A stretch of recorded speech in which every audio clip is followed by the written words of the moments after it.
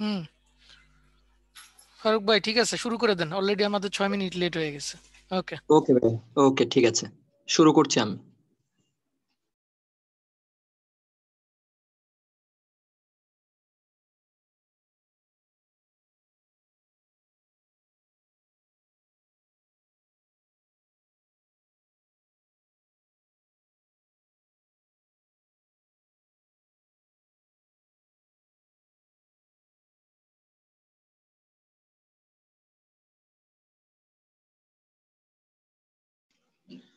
আসসালামু আলাইকুম সবাইকে। আমাদের আজকের লেকচার হচ্ছে ফাইন্যান্স, লেকচার শিট 10। এটাই হচ্ছে আমাদের আজকে লাস্ট লেকচার। প্রথমে যেটা হচ্ছে নৌ বীমা। শোনা যাচ্ছে কি? সবাই কি শুনতে পাচ্ছেন? জি ভাই, শোনা যায়। আচ্ছা, ঠিক আছে।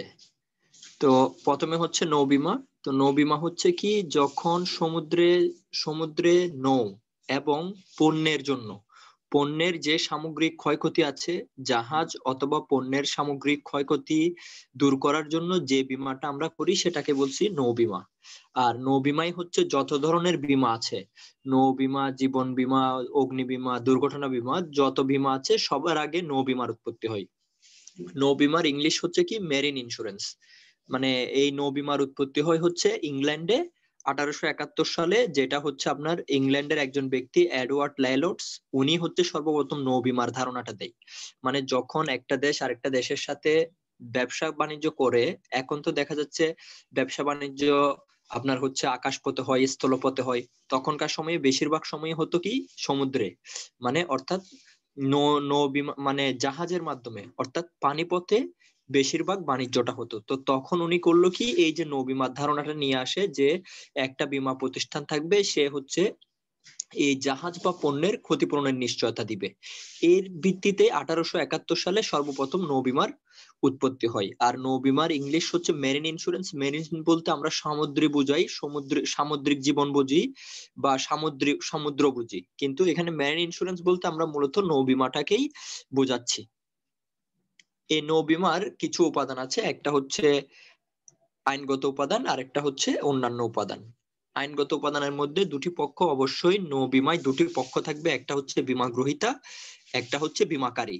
এই দুইটা পক্ষের মধ্যেই কি হবে, চুক্তিটা সংগঠিত হবে। বৈধ উদ্দেশ্য, নৌ বীমার যে আমরা যে নৌ বীমাটা করছি সেটার উদ্দেশ্যটা বৈধ হতে হবে। অবৈধ কোনো উদ্দেশ্যে বীমাটা সম্পাদন করা যাবে না। এবং উভয় পক্ষের যোগ্যতা থাকতে হবে। বীমাকারীর যোগ্যতা থাকতে হবে ক্ষতিপূরণ প্রদানের, আর বীমা গ্রহীতার যোগ্যতা থাকতে হবে প্রিমিয়াম প্রদানের। অর্থাৎ বীমা গ্রহীতা নির্দিষ্ট সময়ে কি প্রিমিয়াম প্রদান করবে, আর বীমাকারী কি ক্ষতি হলে, ক্ষতি সংঘটিত হলে সেই ক্ষতিপূরণ প্রদানের সামর্থ্য থাকতে হবে। নির্দিষ্টতা, চুক্তিপত্রে নির্দিষ্ট করে দিতে হবে যে কোন ক্ষতির কারণে, কি জাহাজের ক্ষতি নাকি পণ্যের ক্ষতি। জাহাজের ক্ষতি হলে জাহাজের ক্ষতিটা কোন ধরনের হতে পারে, পণ্যের ক্ষতি হলে কিভাবে ক্ষতি হতে পারে, এটা কি থাকবে, নির্দিষ্ট থাকবে। এবং চুক্তিটা, যে চুক্তিটা করবে সেই চুক্তিটা অবশ্যই লিখিত হতে হবে। মানে মৌখিক কোনো চুক্তি হবে না, অবশ্যই লিখিত চুক্তি হতে হবে। এরপরে অন্যান্য উপাদান যেগুলো, সেগুলো সাধারণত আমরা বীমা চুক্তির যে উপাদানগুলো পড়েছি একদম ফার্স্টে, সেটাই, যেমন বীমাযোগ্য স্বার্থ, অর্থাৎ বীমাকারী এবং বীমা গ্রহীতার আর্থিক স্বার্থ থাকবে, আর্থিক স্বার্থটাকে আমরা বলছি বীমাযোগ্য স্বার্থ। চূড়ান্ত সদ্বিশ্বাস, অর্থাৎ কি একজন আরেকজনকে কি পরিপূর্ণ আস্থা ও বিশ্বাস রাখতে হবে একজনের প্রতি আরেকজনের। ক্ষতি নিষ্কৃতি, ক্ষতি নিষ্কৃতি বলতে যেটা বোঝাচ্ছে যে আপনার মানে যে ক্ষতিটা হবে সেই ক্ষতিটা কি করবে, ক্ষতিটা পূরণ করে দিবে। অর্থাৎ ক্ষতি হলে ক্ষতিটা পূরণ করবে, অর্থাৎ ক্ষতিটা মিটাবে। এরপরে প্রত্যক্ষ কারণের জন্য ক্ষতিপূরণ, প্রত্যক্ষ কারণ যেমন হচ্ছে উনি উল্লেখ করবে যে এটাই হচ্ছে মূল কারণ, সে মূল কারণের জন্য ক্ষতিপূরণ করবে। এরপরে আনুপাতিক অংশগ্রহণ, যদি একাধিক বীমাকারী প্রতিষ্ঠান, বীমা গ্রহীতা একাধিক বীমাকারী কোম্পানির কাছে বীমা করে থাকে, তখন একাধিক বীমা কোম্পানি কি করবে, সবাই মিলে তার ক্ষতিটা পূরণ করবে।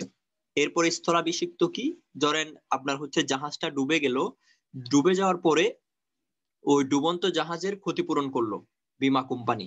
এখন ওই ক্ষতিপূরণ করার পরে ওই ডুবন্ত জাহাজের যে মালামালগুলো রয়েছে সেগুলোর মালিক হয়ে যাবে বীমা কোম্পানি। এটাকে বলছি স্থলাভিষিক্তকরণ। এরপরে শর্তাবলী, এরপরে কিছু শর্ত এখানে উল্লেখ থাকবে। ওই শর্তগুলোর উপর ভিত্তি করে কি হবে, আপনার বীমা কার্যটা সম্পাদন করা হবে।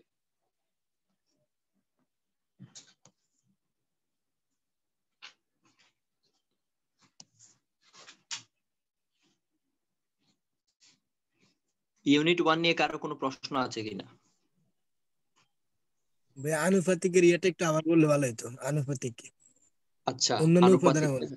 হ্যাঁ হ্যাঁ হ্যাঁ, আনুপাতিকটা হচ্ছে ধরেন আপনি কি করলেন, জি সুমন্ত দেবনাথ একটু অপেক্ষা করেন। আনুপাতিক যে ক্ষতিটা সেটা হচ্ছে ধরেন একজন বীমাকারী মানে বীমা গ্রহীতা একজন, ইনি কি করলো, 3টা বীমা কোম্পানির কাছে বীমা করলো। এখন এই 3টা বীমা কোম্পানির কাছে উনি কারো কাছে 2 লক্ষ টাকা বীমা করলো, কারো কাছে 5 লক্ষ করলো, কারো কাছে 4 লক্ষ করলো। এখন ওই জাহাজের ক্ষতি হলো, এখন জাহাজের ক্ষতি হলে এখন তারা আনুপাতিক হারে, যিনি 2 লক্ষ টাকার বীমা করেছে তাকে সে 2 লক্ষ টাকার ক্ষতিপূরণ করবে, যার কাছে 4 লক্ষ করেছে সে 4 লক্ষর ক্ষতিপূরণ করবে, যার কাছে 7 লক্ষ করেছে সে 7 লক্ষর ক্ষতিপূরণ করবে। এটাকে বলছে আনুপাতিক হারে। এখানে এগুলো কি প্রিমিয়ামের সংখ্যা নাকি আমার ওই জাহাজের যে মোট টাকাটা বা জাহাজের যে মোট সম্পদটা সেটার আনুপাতিক হিসাব? মানে এটা প্রিমিয়ামেরটা নাকি এটার আনুপাতিক হিসাব আমি বুঝি নাই। জাহাজের জাহাজের যে টোটাল হিসাব, ধরেন উনি বীমা করলো কি, যে জাহাজটার ধরেন জাহাজের দাম হচ্ছে 1 কোটি টাকা, ঠিক আছে। এখন উনি একটা প্রতিষ্ঠানের কাছে ধরেন 40 লক্ষ টাকার বীমা করছে, পুরো 1 কোটি টাকার করে নাই। তাইলে এখন উনি তো 1 কোটি টাকার ক্ষতিপূরণ আপনাকে দিবে না, কতটুকু দিবে, 40 লক্ষ টাকার ক্ষতিপূরণ জি আপনাকে দিবে। এটাই হচ্ছে আনুপাতিক। হ্যাঁ, বুঝতে পারছি তাহলে ভাই, থ্যাংক ইউ। হ্যাঁ সুমন্ত দেবনাথ। স্যার প্রত্যক্ষ কারণগুলা কি বীমা কোম্পানি উল্লেখ করে দিবে নাকি আমরা যে সব প্রত্যক্ষ কারণ দেখাবো সেগুলাই? না, আপনি উল্লেখ করে দিবেন যে আমার মূল কারণ হচ্ছে সমুদ্রে যদি ঘূর্ণিঝড় হয়, ঘূর্ণিঝড়ে আমার জাহাজটা ডুবে যায়, তাহলে হচ্ছে এটা হচ্ছে আমার মূল কারণ। এখন জাহাজ না ডুবে, এখন ধরেন দেখা যাচ্ছে জলদস্যু এসে আপনার জাহাজ ডুবাই দিল, তাহলে এটা তো হ্যাঁ। প্রত্যক্ষ কারণ হইল না। ও কিন্তু আচ্ছা, জাহাজ ডুবে গেল, কিন্তু ঘূর্ণিঝড় তো হইল না। মানে প্রাকৃতিক কারণে হতে হবে? না না না, প্রাকৃতিক কারণে হতে হবে তা না, মানে আপনি মূল যে কারণটা উল্লেখ করবেন সেটা হচ্ছে প্রত্যক্ষ কারণ, ও সেটা যে আচ্ছা। প্রাকৃতিক কারণ হতে হবে তা না। মানে আপনি যেটা উল্লেখ করে দিবেন, যেমন আমি ফর এক্সাম্পল বললাম যে ঘূর্ণিঝড়ে যদি আমার জাহাজ ডুবে যায়, এটা হচ্ছে আমার মূল কারণ, প্রত্যক্ষ কারণ। এছাড়া এখন ধরেন জলদস্যু এসে আক্রমণ করলো বা বৃষ্টির কারণে হয়ে গেল, বৃষ্টি তো আর ঘূর্ণিঝড় এক না কিন্তু, ঠিক আছে। জি জি স্যার, তাহলে বুঝতে এই যে পারছি। যে কারণটা আমি উল্লেখ করব সেটাই হচ্ছে প্রত্যক্ষ কারণ, এখানে সেটা প্রাকৃতিকও হতে পারে অপ্রাকৃতিকও হতে পারে। আচ্ছা ভাই, এখানে যে যদি জাহাজের মধ্যে কোনো পণ্য মানে নষ্ট হয়ে যায় আর কি, যে জি আমি তো পুরো জাহাজের যদি যে কোনো কারণে যে জাহাজ ডুবে যাওয়ার কারণে বা জাহাজে যে কোনো দুর্ঘটনার কারণে যদি আমি বীমাটা করে থাকি, তো এই হুম, ক্ষেত্রে যদি জাহাজ মালিকের বা নাবিকের যদি কোনো সমস্যা থাকে বা এখানে নাবিকের কোনো ত্রুটির কারণে যদি জাহাজটা ডুবে যায়, তাহলে হ্যাঁ, এটার দায় কে নেবে? এটার দায়টা যদি কে? যদি নাবিকের ত্রুটির কারণে জাহাজ ডুবে যায় তাহলে সেটার দায়ভার বীমা কোম্পানি নিবে না।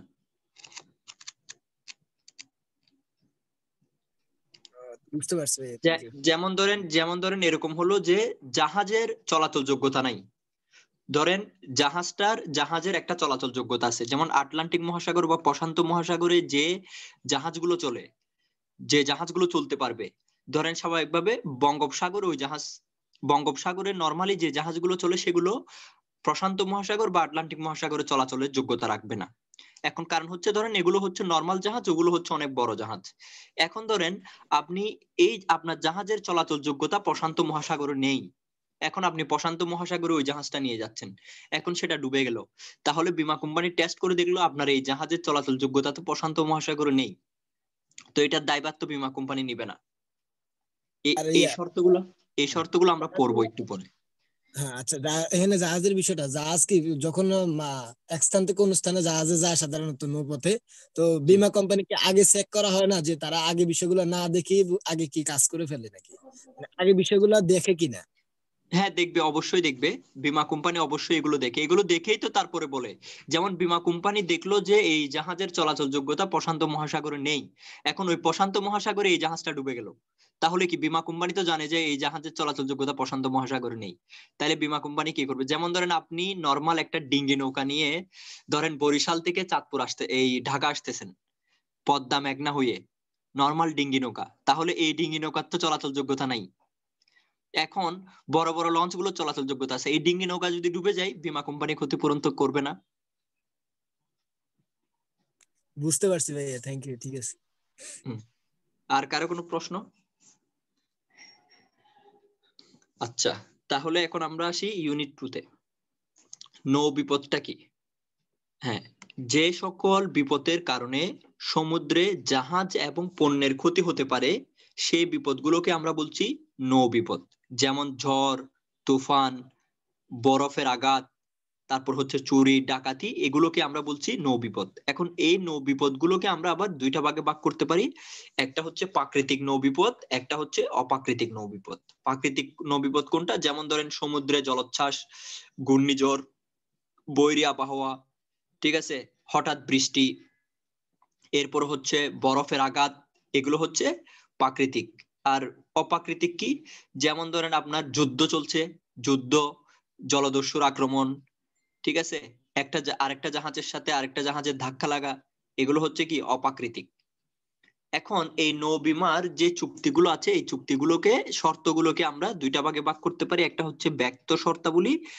ব্যক্ত শর্তাবলী কোনটা? যেটা প্রকাশিত থাকবে, যেটা চুক্তিপত্রে উল্লেখ থাকবে, যেটা চুক্তিপত্রে উল্লেখ থাকবে সেটাকে আমরা বলছি ব্যক্ত বা প্রকাশিত, মানে চুক্তিপত্রে এগুলোকে উল্লেখ করে দিতে হবে। তাহলে সেগুলো কোনগুলো? যেমন যাত্রার নিরাপদ সময়, এখন আমি কোন টাইমে গেলে আমার জন্য নিরাপদ সেটা আমাকে উল্লেখ করে দিতে হবে, যে এই টাইমটাতে গেলে আমার জন্য নিরাপদ, তাহলে আমি ওই টাইমটাতে যাব, অন্য টাইমে রওনা দিব না। এরপরে যাত্রার সুনির্দিষ্ট তারিখ, আমি কত তারিখ রওনা দিচ্ছি সেটা আমার চুক্তিতে বলে দিতে হবে, আমি কি 10 তারিখ রওনা দিচ্ছি নাকি 17 তারিখ রওনা দিচ্ছি।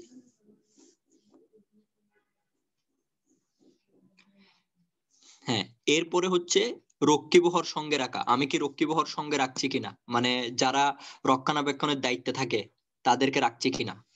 এরপরে আমার বীমাকৃত যে সম্পদটা আছে সেটার নিরপেক্ষতা আমি ঘোষণা করব, যে এখন বীমাকৃত যে সম্পদ সেটা এখন নিরপেক্ষ, এটার মালিকানা এখন কারোই না, বীমা কোম্পানিরও না, জাহাজেরও না, নিরপেক্ষ এটা থাকবে এখন। আর অব্যক্ত বা অপ্রকাশিত কি? এগুলো চুক্তিতে উল্লেখ থাকবে না, কিন্তু এগুলো শর্তের মধ্যে পড়বে। যেমন এই যে জাহাজের সমুদ্রের চলাচল যোগ্যতা, তার মানে আমি কি নিয়েছি, আমি একটা জাহাজ দিয়ে এই বাংলাদেশ থেকে ইউএসএ তে পণ্য পাঠাচ্ছি, এখন এই জাহাজটা যেসব জায়গা দিয়ে যাবে সেই সব জায়গায় এর জাহাজের চলাচল যোগ্যতা আছে কিনা, এটা চুক্তিতে উল্লেখ না থাকলেও এটা শর্তাবলীর মধ্যে পড়ে যাবে। এরপরে যাত্রার বৈধতা, যে সাইড দিয়ে আমি যাচ্ছি, যে পাশ দিয়ে আমি যাচ্ছি সেই পাশের বৈধতা আছে কিনা, এটাকে বলছে যাত্রার বৈধতা। যেমন ধরেন আপনি মিশর দিয়ে যাবেন, তাহলে মিশর দিয়ে মানে আপনি যদি পণ্যটা নিয়ে যান, এখন ওই মিশর দিয়ে আপনার যাওয়ার বৈধতা আছে কিনা। এরপরে নির্দিষ্ট সময়ে যাত্রা, মানে যে তারিখ আপনি উল্লেখ করেছেন সেই তারিখে যাচ্ছেন কিনা। যাত্রাপথ পরিবর্তন না করা, অর্থাৎ যাত্রাপথ যেদিকে বলা হয়েছে আমি এই পাশ দিয়ে এভাবে যাব, সেই পথটা পরিবর্তন করতে পারবেন না আপনি, এগুলো হচ্ছে অব্যক্ত শর্ত। এখন এই সামুদ্রিক ক্ষতির কিছু প্রকারভেদ আছে, যে একটা হচ্ছে সামগ্রিক ক্ষতি, একটা হচ্ছে আংশিক ক্ষতি। সামগ্রিক ক্ষতিটা যেটা, সেটা হচ্ছে কি টোটাল ক্ষতি, টোটাল যে ক্ষতিটা হবে, অর্থাৎ জাহাজের পণ্যের মোট যে ক্ষতি সেটাকে আমরা বলছি সামগ্রিক ক্ষতি।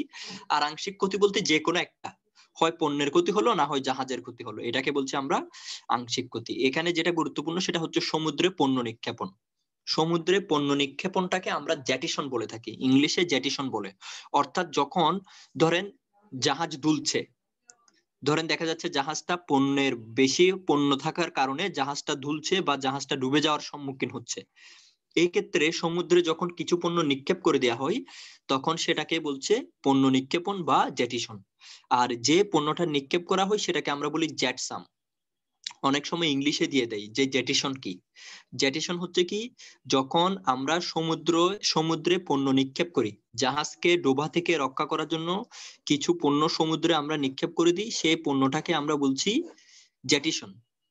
আর নিক্ষিপ্ত যে পণ্যটাকে নিক্ষেপ করা হলো, সে পণ্যটাকে আমরা বলি জেটসাম।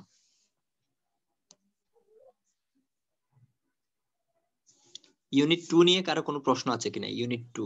আচ্ছা ভাই, গচ্চা কি? গচ্চা জি জি ভাই, আমারও সেম। গচ্চা সাধারণ আংশিক ক্ষতির মধ্যে দেওয়া আছে গচ্ছা। গচ্চা, আচ্ছা গচ্চা হচ্ছে কি ধরেন আমি আপনাকে বলি, গচ্চাটাও এক প্রকার ক্ষতি। এটাকে আমরা বলে থাকি, যেমন ধরেন আপনার কি হলো, ধরেন আপনি কোন একটা জায়গায় রওনা দিলেন, ধরেন আপনি নবীমার দিকে রওনা দিলেন। এখন রওনা দিতে গিয়ে ধরেন দেখা যাচ্ছে কি, সেখানে ধরেন আপনার কিছু, এই যে বললাম যে পণ্য ফেলে দিতে হলো, কিছু পণ্য আপনি ফেলে দিলেন।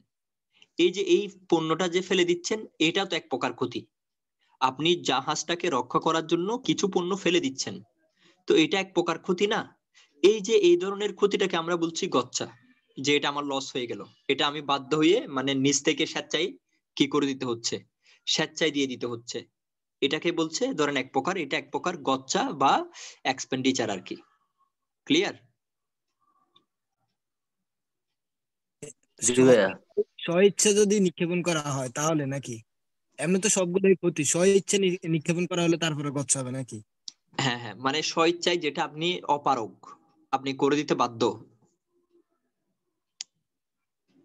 হ্যাঁ ভাই, মৌসুল বুঝেছে কি? মৌসুল বিশেষ। জি বুঝিনি। মৌসুল বিশেষ। মৌসুল বিশেষ, জি মাসুলের বিশেষ আংশিক ক্ষতি। মৌসুল তো না, মাসুলের বিশেষ আংশিক ক্ষতি। মাসুলের বিশেষ আংশিক ক্ষতি বলতে যেটা আপনাকে বোঝাচ্ছে, ধরেন আপনি যে পণ্যটার জন্য আপনি বীমা করেছেন, সেই পণ্যের যখন আংশিক ক্ষতি হচ্ছে বা কিছু পরিমাণ ক্ষতি হচ্ছে, সেটাকে আমরা বলছি যে মাসুলের বিশেষ আংশিক ক্ষতি। আচ্ছা ভাই, এখানে যে সালভেজ চার্জেস, এটা কি হবে যে আংশিক ক্ষতির মধ্যে দেওয়া আছে? না, স্যালভেজ চার্জেস সেটা হচ্ছে, ধরেন আপনি এই জাহাজের নৌবিমায় ধরেন আপনার ডুবুরিরা কি করলো, আপনার সমুদ্র থেকে সম্পত্তিগুলো আপনাকে উদ্ধার করে দিল। তাহলে এই যে উদ্ধার যারা করে দিচ্ছে, তাদেরকে কি আপনাকে একটা ফি দিতে হচ্ছে, একটা একটা নির্দিষ্ট পরিমাণ অর্থ আপনাকে দিতে হচ্ছে, সেটাকে বলছে স্যালভেজ চার্জেস। হ্যাঁ ভাইয়া, বুঝতে পারছি। কারো কোনো প্রশ্ন ইউনিট 2 নিয়ে? বিশেষ চার্জেস মানেও কি সেম? স্লাইডটা একটু আগে নেন ভাইয়া। হ্যাঁ, কোনটা বিশেষ চার্জেস? মানে চার্জেস চার্জের আগেরটা। আচ্ছা আচ্ছা, না, স্যালভেজ চার্জেস আর বিশেষ চার্জের মধ্যে একটু পার্থক্য আছে। এটা হচ্ছে কি, বিশেষ চার্জেসটা হচ্ছে যখন বীমাকৃত বিষয়বস্তুর নিরাপত্তা বিধানের জন্য, যখন আমি কোনো বীমা গ্রহীতা পক্ষ হয়ে যখন যে মানে আমি রক্ষক রাখলাম, যেমন ধরেন আমার যে সম্পত্তিটা আছে, সেই সম্পত্তিটা তত্ত্বাবধানের জন্য, ধরেন জাহাজটাকে রক্ষা করার জন্য আমি কি করলাম, কিছু খরচ করলাম বা কোনো ব্যক্তি বা প্রতিষ্ঠানকে নিয়োজিত করলাম, তখন সেটাকে আমরা বলছি বিশেষ চার্জেস। জি স্যার, বুঝতে পারছি। আচ্ছা স্যার, গচ্চাটা মানে হচ্ছে যেটা আপনি বলেছেন, একটু ভাইয়া আরেকবার একটু বলেন কাইন্ডলি জি, ভাইয়া, আমি একটু আচ্ছা কনসেন্ট্রেশন হারিয়ে ফেলছি। আচ্ছা, গচ্চাটা হচ্ছে, ধরেন গচ্চাটাও এক প্রকার ক্ষতি, হ্যাঁ, গচ্চাটাও এক প্রকার লস, এক প্রকার খরচ। কিন্তু গচ্চাটা হচ্ছে কি, যেটা ধরেন আপনি অপারগ হয়ে বাধ্য হয়ে আপনি দিচ্ছেন। যেমন ধরেন আপনি দেখেন, এই যে সমুদ্রে পণ্যটা, আমি জাহাজটা ডুবে যাবে, এখন ডুবে যাওয়া থেকে রক্ষা করার জন্য আমি না পারতে কি করতেছি, কিছু পণ্য সমুদ্রে ফেলে দিচ্ছি। এই যে কিছু পণ্য যে আমি সমুদ্রে ফেলে দিচ্ছি, এটা এক প্রকার গচ্চা। জি জি ভাইয়া, থ্যাংক ইউ, বুঝতে পারছি। হুম। আর কারো কোনো প্রশ্ন আছে?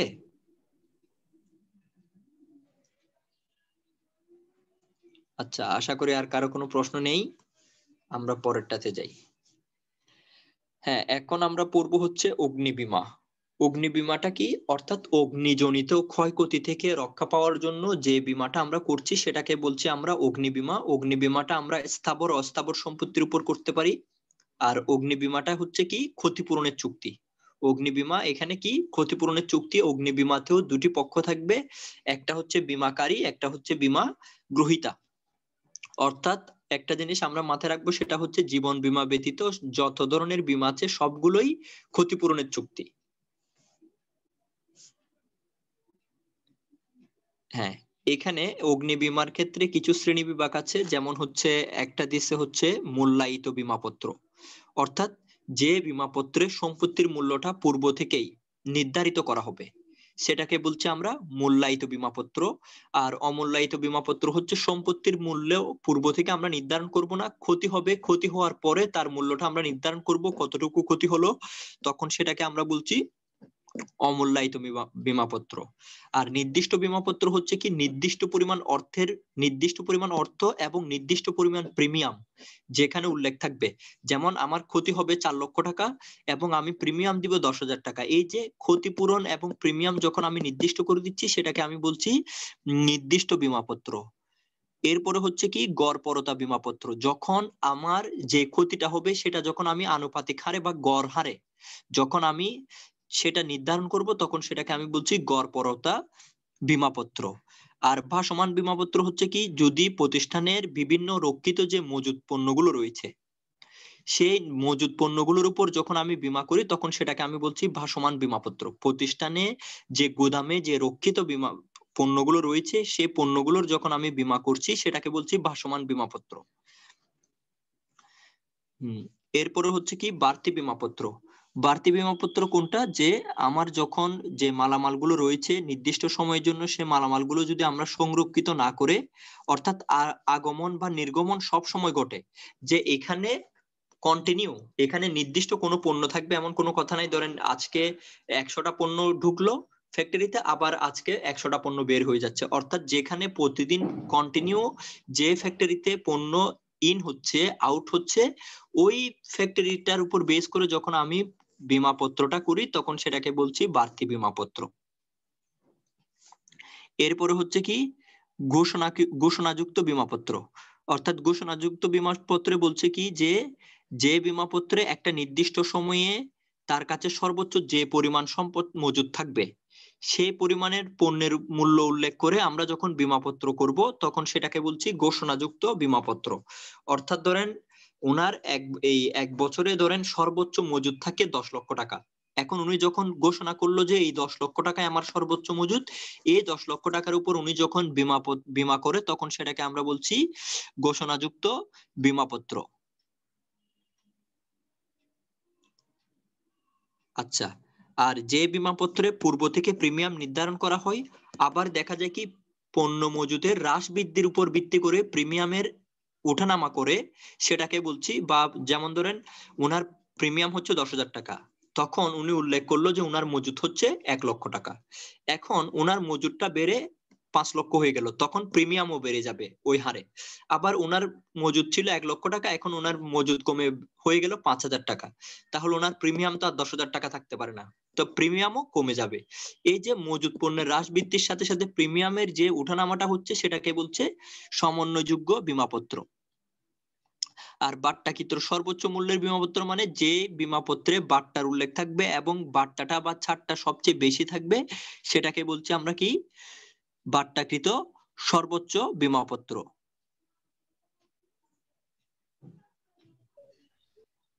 আচ্ছা, আর পুনঃস্থাপন বীমাপত্রে যেটা বলছে সেটা হচ্ছে যদি বীমা গ্রহীতার ক্ষতি হয়, বীমা গ্রহীতা ক্ষতি হলে আর্থিক ক্ষতিপূরণ না দিয়ে যদি নতুন আরেকটা অ্যাসেট কিনে দেয় তখন সেটাকে বলছে পুনঃস্থাপন বীমাপত্র। কিরকম, ধরেন দেখা যাচ্ছে আপনার একটা কার আছে, কারের মডেল হচ্ছে ধরেন একটা করলা এক্স মডেলের একটা কার।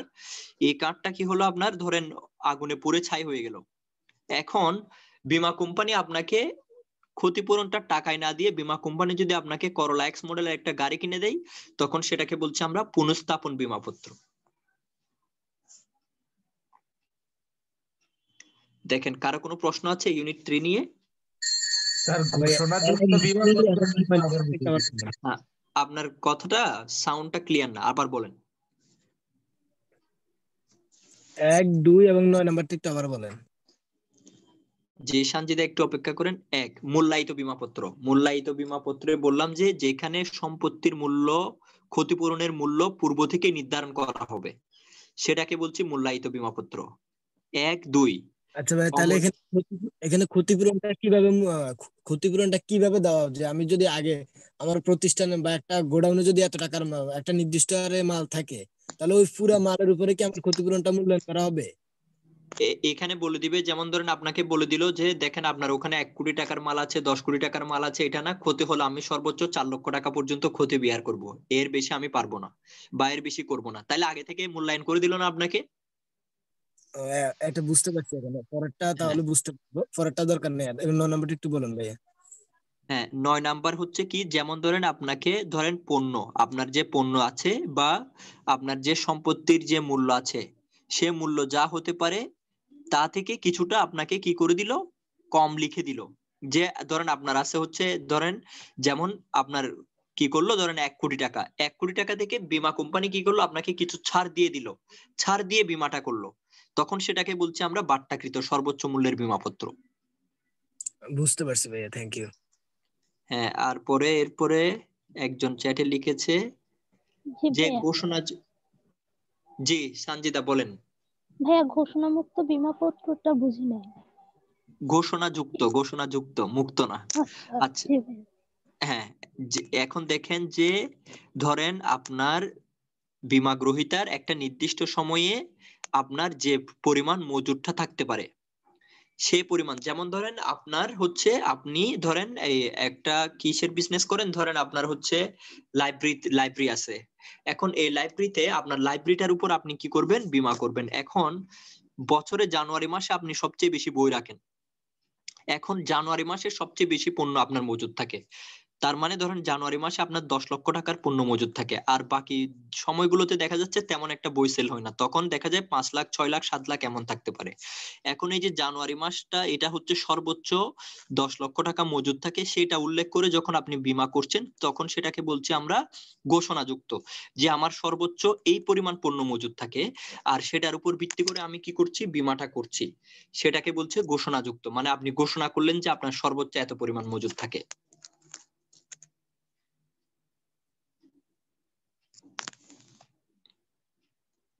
আর কারো কোনো প্রশ্ন? না ভাইয়া, পরবর্তীতে যান। আচ্ছা, প্রশ্ন কি আপনার একারই থাকে, ফরহাদ হাসান, আর কারো থাকে না? না ভাই, আজকে তো জামাল হোসেন প্রশ্ন করেছে বেশি, আমিও তো করিনি।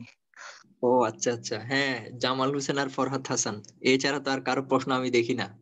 এই জন্য এখন কিন্তু বাকিদেরও তো প্রশ্ন থাকার কথা, প্রশ্ন তো থাকতে হবে। আচ্ছা, এখন আমরা দেখবো হচ্ছে অগ্নিজনিত যে ক্ষতি, বা যে অগ্নির সংঘটনের কারণে যে ক্ষতিটা হচ্ছে, সেই বিষয়টা নিয়ে আমরা একটু দেখব। হ্যাঁ, এখন হচ্ছে অগ্নিজনিত ঝুঁকি বা বিপদটাকে আমরা দুইটা ভাগে ভাগ করতে পারি, একটা হচ্ছে প্রাকৃতিক ঝুঁকি, একটা হচ্ছে নৈতিক ঝুঁকি। প্রাকৃতিক যেসব কারণে আমার আগুনের কারণে, প্রাকৃতিক যেসব কারণে আগুন লাগছে বা অগ্নি সংঘটিত হচ্ছে, সেগুলোকে আমরা বলছি প্রাকৃতিক ঝুঁকি। আর নৈতিক ঝুঁকিটা আমাদেরকে মাথায় রাখতে হবে, নৈতিক ঝুঁকিটা বাদ দিলে বাকি যে ঝুঁকিটা থাকবে সেগুলো আমাদের প্রাকৃতিক ঝুঁকি বা অগ্নিজনিত প্রাকৃতিক ঝুঁকি হিসেবে আমরা ধরে নিব।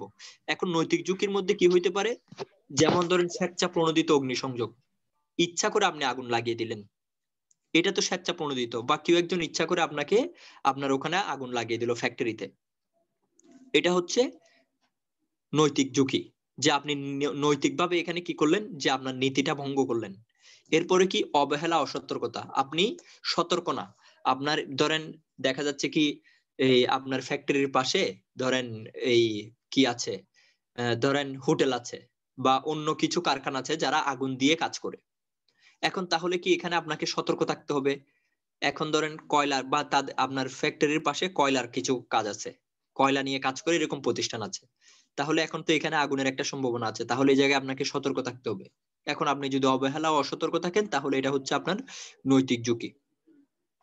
এরপরে বললাম এই যে শত্রু দ্বারা অগ্নিসংযোগ, আপনার সাথে কারো একজনের সমস্যা আছে বা সে আপনার আপনার আপনার চাচ্ছে যে আপনার ক্ষতি করবে, এখন সে এসে আপনার প্রতিষ্ঠানে কি করে দিল, আগুন ধরিয়ে দিল, এই যে এটাকে বলছে কি নৈতিক ঝুঁকি। তো নৈতিক ঝুঁকি বাদ দিলে বাকি যে ঝুঁকিগুলো থাকে সেগুলোকে আমরা ধরে নিব প্রাকৃতিক ঝুঁকি। পরীক্ষা অনেক সময় আসে যে অগ্নিজনিত ঝুঁকির মধ্যে কোনটি প্রাকৃতিক ঝুঁকি বা কোনটি নৈতিক ঝুঁকি। তার মানে নৈতিক ঝুঁকিগুলো বাদ দিলে বাকি যে অবশিষ্টগুলো থাকে সেগুলোকে বলছি আমরা প্রাকৃতিক ঝুঁকি। যেমন সম্পত্তি।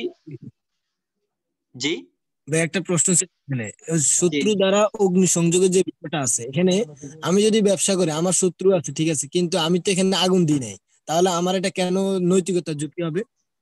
আহা, এখন এটা আগুনটা তো আপনি আরেক দেন নাই। জিনিস। আগুনটা তো আপনি দেন নাই, আগুনটা দিল আপনার শত্রু। আগুনটা দিছে কে? আপনার শত্রু। এখন এই যে আপনার শত্রুটা যে আগুনটা দিল, এখানে তো নৈতিক ঝুঁকি বলতে কি, যেটা মানুষ দ্বারা হচ্ছে, যেটা মানুষের দ্বারা হচ্ছে, মানে অর্থাৎ মানুষের নীতির অভাবের কারণে যেটা হচ্ছে। তো এখন শত্রু যে, সে তো মানুষ, তার তো নীতি নাই। তার নীতি থাকলে তো আপনার ক্ষতি করতো, আপনার প্রতিষ্ঠানের আগুন আগুন লাগায় আপনার প্রতিষ্ঠানের ক্ষতি করতো না। বুঝতে পারছি, তাহলে ভাই এখানে সমস্ত মানব জাতিকে বোঝানো হয়েছে, মানে যে ব্যবসা করে তাকে নির্দিষ্ট ভাবে বলা নাই নাকি? হ্যাঁ হ্যাঁ এখানে তো প্রত্যক্ষ কারণ বলা আছে। জি জি বুঝতে পারছি ভাই, নৈতিক। বুঝতে হ্যাঁ পারছি। এখন এখন দেখেন, ধরেন প্রাকৃতিক ঝুঁকি বা পরোক্ষ কারণগুলো যদি আমরা একটু দেখি, যেমন ধরেন আপনি যে সম্পত্তিটা আছে সেটা হচ্ছে মানে অতি ধার্য প্রকৃতি, মানে আপনার সম্পদটাই হচ্ছে আগুন না, আগুনের যদি বাতাস পাই তাহলে জ্বলে যাবে, এমন যদি সম্পদটা হয়, তাহলে এই সম্পদের প্রকৃতিটাই হচ্ছে কি, এটা আগুনকে টাচ করে বেশি, বা এটা আগুনে পড়ে যাওয়ার সম্ভাবনা বেশি। যেমন ধরেন কাগজ, কাগজ আর হচ্ছে লোহা, এখন আগুন আগুন লাগাই দিলাম, এখন কোনটা দ্রুত জ্বলবে? লোহা জ্বলবে না কাগজ জ্বলবে? কাগজ। কাগজ। তাহলে এই এই কাগজ, এই প্রকৃতিটাই হচ্ছে কি, এটা আগুনে জ্বলে যায়। এরপরে হচ্ছে কি ত্রুটিপূর্ণ নির্মাণ কাঠামো, আপনার যে কাঠামোটা আছে, আপনার যে ফ্যাক্টরিটা আছে, এই ফ্যাক্টরিটা যথেষ্ট ত্রুটিপূর্ণ, মানে এইখানে আগুন লাগার সম্ভাবনা খুব বেশি। এরপরে হচ্ছে কি ত্রুটিপূর্ণ তাপ ব্যবস্থা। ত্রুটিপূর্ণ তাপ ব্যবস্থা বলতে ফ্যাক্টরি যখন গরম হচ্ছে তখন তাপটাকে কন্ট্রোল করার জন্য ওদের মধ্যে বিভিন্ন ধরনের এয়ার কন্ডিশনিং সিস্টেম থাকতে পারে। এখন দেখা যাচ্ছে কি, কিন্তু আপনার দেখা যাচ্ছে ফ্যাক্টরিটা গরম হচ্ছে, উত্তপ্ত হচ্ছে, কিন্তু তাপ যাওয়ার কোনো সিস্টেম আপনার নাই। তাহলে কি, এই যে এখানে এই যে এই প্রাকৃতিক কারণে এটা আগুনটা ধরে যাচ্ছে। এরপরে আপনার যে প্রোডাকশনের যে প্রক্রিয়াটা আছে এটা যথেষ্ট বিপজ্জনক। এরপরে প্রতিষ্ঠানের প্রকৃতি, প্রতিষ্ঠানের প্রকৃতিটা তো ওই যে একটু সম্পত্তি দিয়ে বুঝালাম। যেমন ধরেন আপনার প্রতিষ্ঠানের প্রকৃতি হচ্ছে কাগজের ব্যবসা, ওর হচ্ছে লোহার ব্যবসা। তাহলে এখন দেখেন, কাগজের ব্যবসা যার, তার আগুন লাগলে তার ক্ষতিটা হওয়ার সম্ভাবনা বেশি। এরপরে অগ্নি নির্বাপক যন্ত্র, যে যন্ত্রপাতি যেগুলো আছে, যেগুলো দ্বারা আমরা অগ্নি কি করে থাকি, মানে রোধ করে থাকি, আগুন আগুন থেকে যে ক্ষতিগুলো হতে পারে সেটা যখন আমরা রোধ করার জন্য যে যন্ত্রপাতিগুলো আমরা ব্যবহার করি, দেখা যাচ্ছে কি সেগুলোর অভাব, মানে সেগুলো যথাযথভাবে নাই। যেমন ধরেন কার্বন ডাই অক্সাইড গ্যাস দিয়ে আমরা কি করে থাকি, যে আগুন লাগলে আগুনটা নিভাই। এখন দেখা যাচ্ছে আপনার ফ্যাক্টরিতে এইসব যন্ত্রপাতির অভাব, তাহলে এগুলো হচ্ছে প্রাকৃতিক ঝুঁকি। এখন আমরা দেখবো হচ্ছে যে অগ্নিবিমায় যে ক্ষতিটা হয় সেটা কিভাবে, দাবি ও আদায়ের যে পদ্ধতি কিভাবে সেটা হতে পারে। যেমন একটা হচ্ছে কি, ধরেন প্রথমে হচ্ছে বীমা গ্রহীতার করণীয় পদক্ষেপগুলো। কাউসার আহমেদ, আপনার প্রশ্নটা দেখবো, আমি একটু শেষ করে যাই। হ্যাঁ, বীমা গ্রহীতার করণীয় পদক্ষেপ, যখন ক্ষতি হচ্ছে তখন বীমা গ্রহীতা কি করবে? প্রথমে হচ্ছে অবহিতকরণ। বীমা গ্রহীতার কাজ হচ্ছে বীমা প্রতিষ্ঠানকে প্রথমে জানাবে যে দেখেন আমার ফ্যাক্টরিটা পুড়ে গেল, কিভাবে পুড়লো সেটা জানাবে। এরপরে অবহিত করার পরে দাবি পেশ করবে যে আমার প্রতিষ্ঠানের এই পরিমাণ সম্পত্তি ছিল, সম্পত্তির ক্ষতি হলো, এখন আমি দাবি চাচ্ছি, আমার দাবিটা আপনি পূরণ করেন। এখন এই ক্ষেত্রে তিনটা স্টেপ থাকতে পারে, যেমন একটা হচ্ছে অগ্নিকাণ্ডে ক্ষতিগ্রস্ত সম্পত্তির মূল্য সহ পূর্ণ বিবরণী। এই ক্ষেত্রে উনি যখন দাবি পেশ করবে, দাবি পেশ করার সময় উনাকে যে পরিমাণ আগুনটা কিভাবে ঘটলো, ওই আগুনের ফলে কি পরিমাণ সম্পত্তির ক্ষতি হলো, সেগুলোর বিস্তারিত বিবরণী উনি দিবে। এরপরে এখন উনি যে বিস্তারিত বিবরণী দিল, এটার বৈধতার জন্য উনাকে প্রয়োজনীয় দলিল, উপযুক্ত প্রমাণ, তথ্য উনাকে দিতে হবে। যেমন ওনার ফ্যাক্টরিতে আগুন লাগছে, এখন উনি বলল 10 লক্ষ টাকার ক্ষতি হয়ে গেল, তাহলে ওনাকে কি এই যে 10 লক্ষ টাকার যে ক্ষতি হলো উনি বলল সেটার এই যে দাবিটা করলো এটার বৈধতার জন্য ওনাকে প্রয়োজনীয় ডকুমেন্ট এবং প্রমাণ সহ ওনাকে পেশ করতে হবে। এরপরে কি পুলিশ তদন্ত রিপোর্ট, পুলিশ আসবে, পুলিশ এসে ইনভেস্টিগেশন করবে, ইনভেস্টিগেশন করে পুলিশ একটা রিপোর্ট দিবে, সেই রিপোর্টটাও কি করতে হবে, বীমাকারীকে দিতে হবে। তাহলে এই এই স্টেপটা হচ্ছে বীমা গ্রহীতার দিক থেকে। এখন বীমাকারীর করণীয় পদক্ষেপগুলো কি, দাবি যে বীমা গ্রহীতা যে দাবিটা করলো 10 লক্ষ টাকার পণ্য ওনার ক্ষতি হয়ে গেল আগুনে পুড়ে, সেটার উনি বৈধতা, এটা কি বৈধ কিনা বৈধতা দেখবে যে এটা কি আসলে বৈধ ছিল কিনা। যেমন ধরেন একটা ফ্যাক্টরিতে একটা প্রতিষ্ঠান করলো কি, তার পণ্যগুলো সরিয়ে খড় দিয়ে কি করলো, পুরা ফ্যাক্টরিকে জ্বালিয়ে দিল। এখন জ্বালিয়ে দেওয়ার পরে ছাই হয়ে গেল, এখন ওরা দাবি করলো যে 10 লক্ষ টাকার ওদের ক্ষতি হলো। এখন যে ছাইটা আছে এই ছাইটা কি করলো, বীমা কোম্পানি টেস্ট করা শুরু করলো ল্যাবে নিয়ে। এখন ল্যাবে নিয়ে গিয়ে যখন টেস্ট করছে দেখছে যে ছাইটা তো কোনো প্রোডাক্টের না, ছাইটা হচ্ছে খড়ের, এই ছাইটা খড়ের। তখন দেখা যাচ্ছে কি বীমা কোম্পানি আর ক্ষতি দেয়নি, ক্ষতিপূরণ করেনি। তার মানে যে প্রতিষ্ঠানটা করছিল সেটা এই যে যেমন বৈধতা, যে সেই যে 10 লক্ষ টাকা ক্ষতিপূরণের দাবি জানালো এটা বৈধ কিনা সেটা নিশ্চিত করবে। এরপরে প্রিমিয়াম প্রদানের বিষয়টা দেখবে যে বীমা কোম্পানি সে যাবত কতটুকু প্রিমিয়াম প্রদান করেছে, যথাসময়ে প্রিমিয়াম প্রদান করছে কিনা। এরপরে আসছে ক্ষতির তদন্ত, সে তার যে ক্ষতি হলো ওই যে তদন্তটা যেটা আমি বললাম, যেমন ছাইটা ফ্যাক্টরিতে টেস্ট করলো, ফ্যাক্টরিতে টেস্ট করে দেখলো সেখানে প্রোডাক্টের কোনো ক্ষতি হইলো না, এটা হচ্ছে খড়ের যে ছাই সেটাই। এখন পরে দেখলো যে তাদের কোনো প্রোডাক্ট ছিল না, তারা কি করলো, জাস্ট ফ্যাক্টরির মধ্যে খড় নিয়ে আসলো, খড় নিয়ে এসে আগুন ধরিয়ে দিল এবং বললো যে তাদের ক্ষতি হলো। হ্যাঁ, আর 3 নাম্বার স্টেপে প্রয়োজন অনুযায়ী যখন দেখতেছে বীমাকারী এবং বীমা গ্রহীতা কোনো সিদ্ধান্তে আসতে পারে না, তখন তারা প্রয়োজনে ইচ্ছা করলে মধ্যস্থতা নিয়োগ করবে। মধ্যস্থতা সরকারি কোনো এজেন্ট হতে পারে, কোনো প্রতিনিধি হতে পারে, তারা সরকারি প্রতিনিধি হয়ে উনি মীমাংসা করে দিবে। এরপরে সর্বশেষ এসে তদন্ত করে যখন যথাযথ রিপোর্টটা সবকিছু ঠিকঠাক থাকবে তখন বীমা কোম্পানি কি করবে, ক্ষতিপূরণ প্রদান করবে। জি কাউসার আহমেদ। ভাই ওই যে প্রাকৃতিক ক্ষয়ক্ষতির ভিতরে একটু জানতো। প্রাকৃতিক ক্ষতি, জি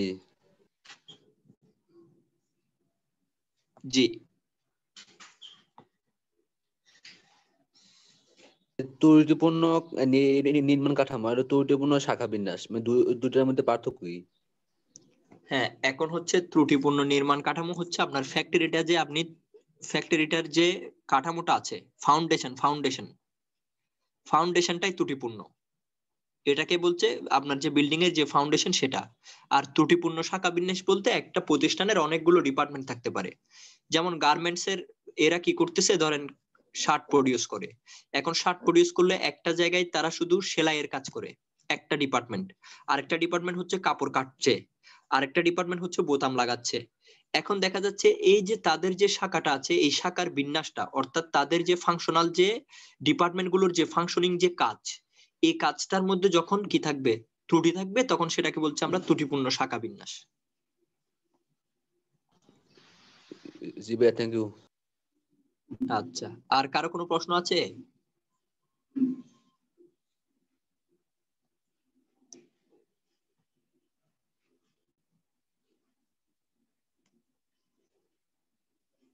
আর কারো কোনো প্রশ্ন নাই?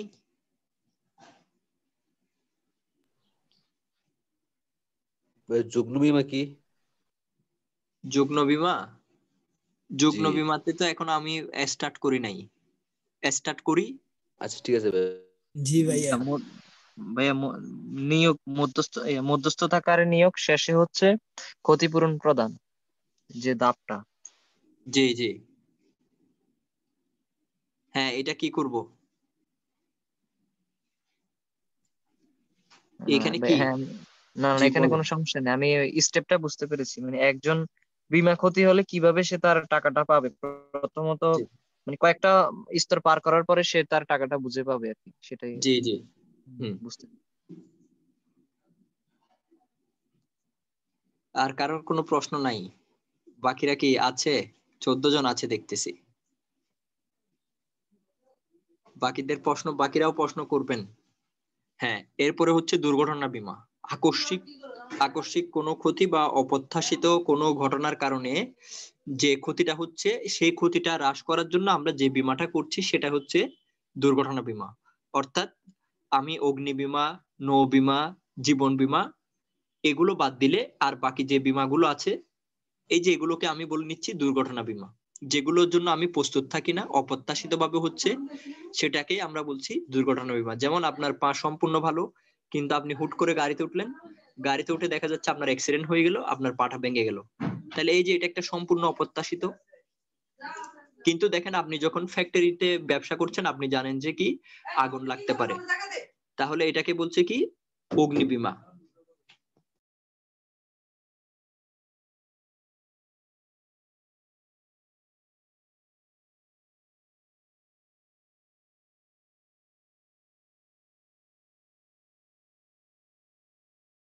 হ্যাঁ, যেমন বললাম কি যে ধরেন আপনার হচ্ছে যে যেমন আপনি সমুদ্র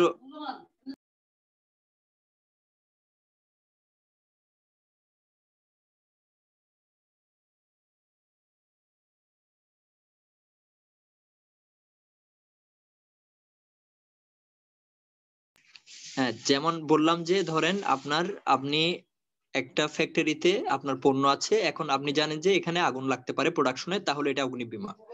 এরপরে দেখা যাচ্ছে আপনি সমুদ্রে নৌযান নিয়ে যাচ্ছেন, তার মানে এটা ডুবে যেতে পারে, এটা হচ্ছে নৌ বীমা। এরপরে আপনার জীবনের জন্য বীমা করছেন, এটা হচ্ছে জীবন বীমা। এছাড়া আর বাকি যে বীমাগুলো আছে এগুলোকে আমরা দুর্ঘটনা বীমাই বলছি, যে যেটা হচ্ছে সম্পূর্ণ অপ্রত্যাশিত, ঘটতে পারে, ঘটলে আপনার জীবন জীবিকার একটা লস হতে পারে, এটাকে বলছি আমরা কি দুর্ঘটনা বীমা। এখন এই দুর্ঘটনা বীমাকে আমরা কয়েকটা ভাগে ভাগ করতে পারি, যেমন একটা হচ্ছে ব্যক্তিগত দুর্ঘটনা, আরেকটা হচ্ছে কি সম্পত্তি দুর্ঘটনা, একটা হচ্ছে দায় বীমা। ব্যক্তিগত দুর্ঘটনাটা কি, যেমন ধরেন দুর্ঘটনাজনিত মৃত্যু বীমা। ধরেন আপনার হচ্ছে ওই যে বললাম যে আপনি গাড়িতে উঠলেন, হুট করে দেখা যাচ্ছে কি আপনার কি হয়ে গেল, মৃত্যু হয়ে গেল, এটা হচ্ছে দুর্ঘটনাজনিত মৃত্যু বীমা। এটাকে আবার জীবন বীমা বলা যাবে না, কারণ আপনি এখানে বীমাটা করেছেন দুর্ঘটনাজনিত বীমা, যে আমার যদি অ্যাক্সিডেন্টের কারণে কি হয়, ক্ষতি হয়। এখন আপনার যদি এরকম হতো কি যে আপনার কোনো অ্যাক্সিডেন্ট হয় না, হার্ট অ্যাটাক করে, তাহলে সেটা কিন্তু দুর্ঘটনাজনিত বীমার মধ্যে পড়ছে না, সেটাকে আমরা ধরে নিতে হবে যে এটা জীবন বীমার দিকে যাচ্ছে। বা এটা যখন আমি লাইফ ইন্স্যুরেন্স যখন করতেছি আমি বলে দিচ্ছি যে আমার এটা লাইফ ইন্স্যুরেন্স। এছাড়া লাইফ ইন্স্যুরেন্স না হয়ে যদি কোনো মানুষের মৃত্যু ঘটছে তাহলে সেটা দুর্ঘটনাজনিত বীমার মধ্যে চলে আসবে, সেটাকে আমরা বলছি দুর্ঘটনাজনিত মৃত্যু বীমা।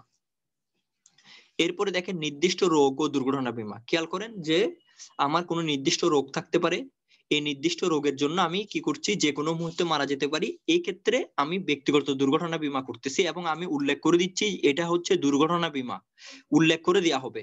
এটাকে আবার জীবন বীমার মধ্যে নিয়ে আসবেন না, যে এটা তো একটা নির্দিষ্ট রোগে মারা যাচ্ছে, কোনো মানুষ মারা যাচ্ছে। এখন মানুষ মারা যাচ্ছে, এখন যদি সেটা যদি উল্লেখ করে দেয় যে এটা জীবন বীমা, তাহলে সেক্ষেত্রে এটা জীবন বীমার পর্যায়ে পড়বে। আর যদি বলে যে না এটা আমি জীবন বীমা করব না, আমি একটা ব্যক্তিগত দুর্ঘটনা বীমা করছি, তখন সেক্ষেত্রে উল্লেখ করে দিচ্ছে যে এটা ব্যক্তিগত দুর্ঘটনা বীমা। এখন আপনি অনেক সময় দেখা যাচ্ছে ব্যক্তিগত দুর্ঘটনা বীমার সাথে জীবন বীমাকে ম্যাচ করে ফেলে। ম্যাচ করবেন না, কারণ চুক্তিপত্রে উল্লেখ থাকবে যে কোন ধরনের বীমা। এখন চুক্তিপত্রে যদি উল্লেখ থাকে যে উনি জীবন বীমা করছে, এখন জীবন বীমা করে দেখা যাচ্ছে উনি রোগে মারা গেল, তাহলে এটা জীবন বীমার পর্যায়ে চলে আসবে। আবার উনি করছিল দুর্ঘটনা বীমা, বীমার বিষয়টা হচ্ছে দুর্ঘটনা বীমা, এখন সেখানে উনি উল্লেখ করলো যে রোগের জন্য বা অ্যাক্সিডেন্টের জন্য, তাহলে এক্ষেত্রে এটা পড়বে দুর্ঘটনা বীমায়।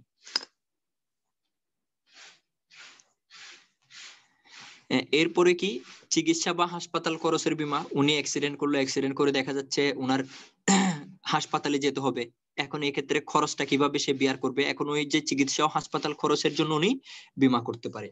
আর সম্পত্তি দুর্ঘটনা বীমা, যেমন ধরেন মোটর গাড়ি বীমা, ওনার একটা গাড়ি আছে, সেই গাড়িটার বীমা করলো, ওনার মোটরসাইকেল আছে, মোটরসাইকেলের বীমা করলো, ঠিক আছে। বিমান, ওনার ইয়ে আছে, এই যে জামাল হোসেন, ভাই এখানে ব্যক্তিগত দুর্ঘটনা বীমা আর জীবন বীমার মধ্যে পার্থক্যটা কি, বেসিক পার্থক্যগুলো কি হবে? বেসিক পার্থক্য হচ্ছে জীবন বীমার চুক্তিতে উল্লেখ থাকবে এটা জীবন বীমা, আর দুর্ঘটনা বীমায় উল্লেখ থাকবে এটা দুর্ঘটনা বীমা, এছাড়া আর বেসিক কোনো পার্থক্য নেই।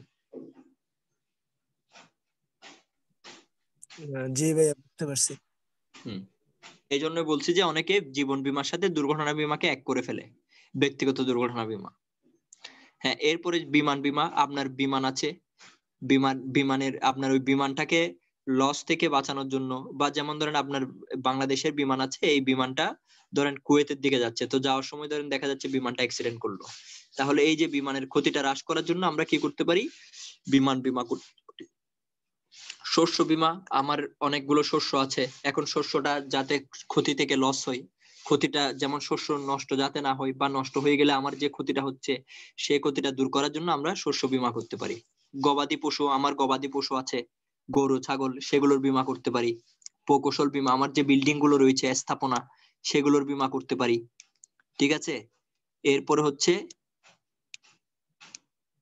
তল্পিতল্পা বীমা। তল্পিতল্পা বীমা কোনটা? যে ধরেন তল্পিতল্পা, যেমন আমার হাবি জাবি যা আছে, আমার ঘরে যা কিছু আছে সেটাকে আমি বলছি তল্পিতল্পা। ছিনতাই বীমা, ছিনতাইকারী থেকে রক্ষা পাওয়ার জন্য যে বীমাটা আমি করছি।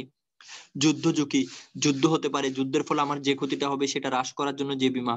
বৃষ্টির কারণে যে ক্ষতিটা হবে সেটা হ্রাস করার জন্য যে বীমাটা, সেটা হচ্ছে বৃষ্টি বীমা। এরপরে হিমাগার বীমা। হিমাগারে আমার যে পণ্যগুলো আছে সেগুলো যাতে ঠিকভাবে থাকে, আবার হিমাগারের পণ্যটা যাতে নষ্ট না হয়, এটার জন্য যে বীমাটা করছি সেটাকে বলছি আমরা হিমাগার বীমা। যে রাশাদ খামার একটু পরে বলছি। দায় বীমা, দায় ভাইয়া বীমার যেমন, সূর্য বিমাটা একটু বলেন আবার ভাইয়া, সূর্য বিমাটা জি জি বলতেছি।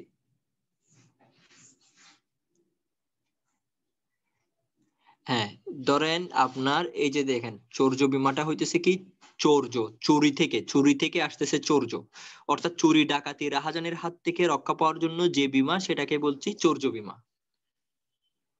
ঠিক আছে। বুঝতে পারছি ভাইয়া। ঠিক আছে হুম, ঠিক আছে ভাই। হ্যাঁ, এখন দেখেন নিয়োগকারীর দায় বীমা।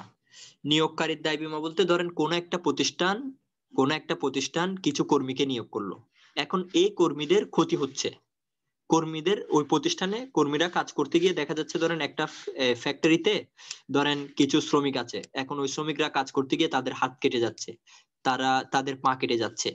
এখন এই যে দেখেন এই যে এই ক্ষতিটা যে হচ্ছে, এটা তো নিয়োগকারীর দায়, নিয়োগকারীর কারণেই তো এটা হচ্ছে, মানে পণ্য প্রোডাকশন করতে গিয়ে তো এটা হচ্ছে, তখন এই ক্ষেত্রে নিয়োগকারী কি করে? তার শ্রমিকদের জন্য বীমা করে থাকে, এটাকে বলছে নিয়োগকারীর দায় বীমা। আর গণদায় বীমাটা কি? আচ্ছা ভাইয়া এটা কি যেমন, আচ্ছা ভাইয়া এটা কি জীবন বীমার আওতায় পড়ে ভাইয়া? এখন যেটা বলছেন এটা কি জীবন বীমার আওতায় পড়ে? হ্যাঁ, এখন এটা যদি জীবন বীমার আওতায় পড়বে যদি চুক্তিতে উল্লেখ করে দেয় যে এটা জীবন বীমার আন্ডারে এটা হচ্ছে। আর যদি চুক্তিতে উল্লেখ করা থাকে যে দুর্ঘটনা, যেমন ধরেন বললো যে ওই যে তার যে ক্ষতিটা হচ্ছে প্রোডাকশন করতে গিয়ে যে ক্ষতিটা হচ্ছে সেটা, সেক্ষেত্রে এটা জীবন বীমার আওতায় পড়বে না। জি ভাইয়া বুঝতে পারছি ভাইয়া। বুঝছেন? জি ভাইয়া। হ্যাঁ, এরপরে দেখেন যে গণদায় বীমা। গণদায় বীমাটা কি? যেমন ধরেন আপনার মোটর গাড়িতে বা রেল গাড়িতে ধরেন দেখা যাচ্ছে যতগুলো মানুষ আছে, পাবলিক অনেক মানুষ আছে, এখন ধরেন রেল অ্যাক্সিডেন্ট করলো, এই যে রেল অ্যাক্সিডেন্ট করার কারণে কি হলো, রেল অ্যাক্সিডেন্ট করার কারণে কি হয়ে গেল, আপনার ধরেন পুরা ওখানে যে মানুষজন ছিল সবাই ধরেন কি হলো, আহত হলো। এখন কি করতে হবে? এই যে এখন যে দায়টা নিবে রেলওয়ে কর্তৃপক্ষ যদি কারো কাছে বীমা করে, তাহলে এখন যে দায়টা হচ্ছে সেটা হচ্ছে গণদায় বীমা। এরপরে পণ্য দায় বীমা। পণ্য দায় কি? যেমন আপনার ফ্যাক্টরিতে পণ্য আছে বা যানবাহনে আপনার কি করছেন, যে ধরেন আপনি কোন একটা যানবাহনের মাধ্যমে এক স্থান থেকে এক স্থানে পণ্য নিয়ে যাচ্ছেন, এখন দেখা যাচ্ছে যানবাহনের দুর্ঘটনা হলো, তাহলে যানবাহনের দুর্ঘটনার ফলে কি হয়ে গেল? পণ্যগুলো নষ্ট হয়ে গেল। এই যে পণ্যগুলোকে রক্ষা করার জন্য আমরা যে বীমাটা করছি সেটাকে বলছি পণ্য দায় বীমা। আর এরপরে কি? পেশাগত ক্ষতিপূরণ বীমা। পেশাগত ক্ষতিপূরণটা অনেকটা ওই যে নিয়োগকারীর দায় বীমার মতোই, যেমন শিল্প কারখানায় কাজ করতে গিয়ে দেখা যাচ্ছে কর্মীদের কোনো ধরনের পেশাজনিত রোগের সৃষ্টি হতে পারে বা ক্ষতি হতে পারে, এই ক্ষেত্রে কি করবে? ওই যে পেশাগত যে বীমাটা করছে সেটাকে বলছে পেশাগত ক্ষতিপূরণ বীমা। হ্যাঁ, আচ্ছা রাশেদ ভাই কামাল এখানে বলেন। পণ্যের দায় বীমা আর পরিবহন বীমা কি একই রকম হবে এখানে ভাইয়া? না, পণ্যের পণ্যের দায় দায় বীমা, বীমা পরিবহন বীমা না পণ্যের দায় আর বীমা আর পরিবহন পরিবহন। বীমাটা। হ্যাঁ, এখন পণ্যের দায় বীমাই হচ্ছে সেক্ষেত্রে হচ্ছে শুধু পণ্যটার বীমা করা হবে, ওই যানবাহনের কোনো বীমা থাকবে না। পরিবহন বীমাই পণ্যর বিমাটাও থাকতে পারে, আবার ওই যে যানবাহন যেটা আছে সেটারও বিমা করতে পারে।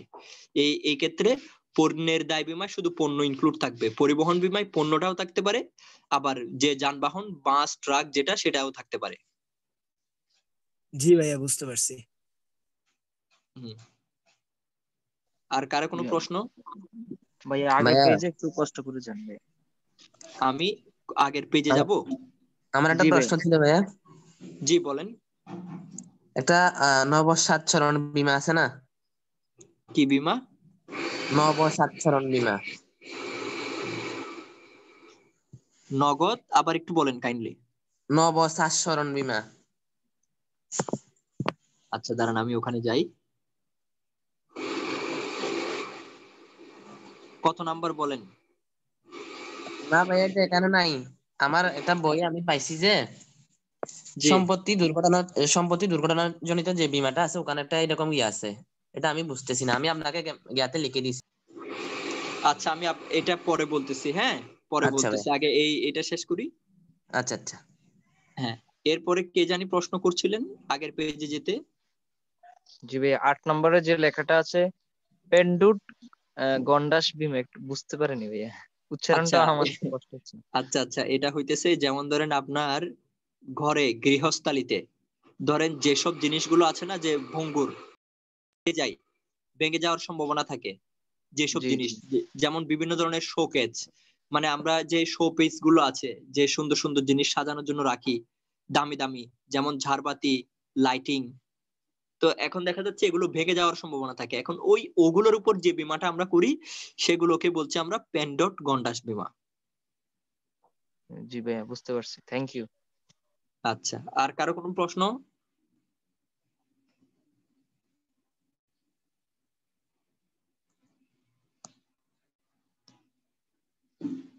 কারো কোনো প্রশ্ন নাই?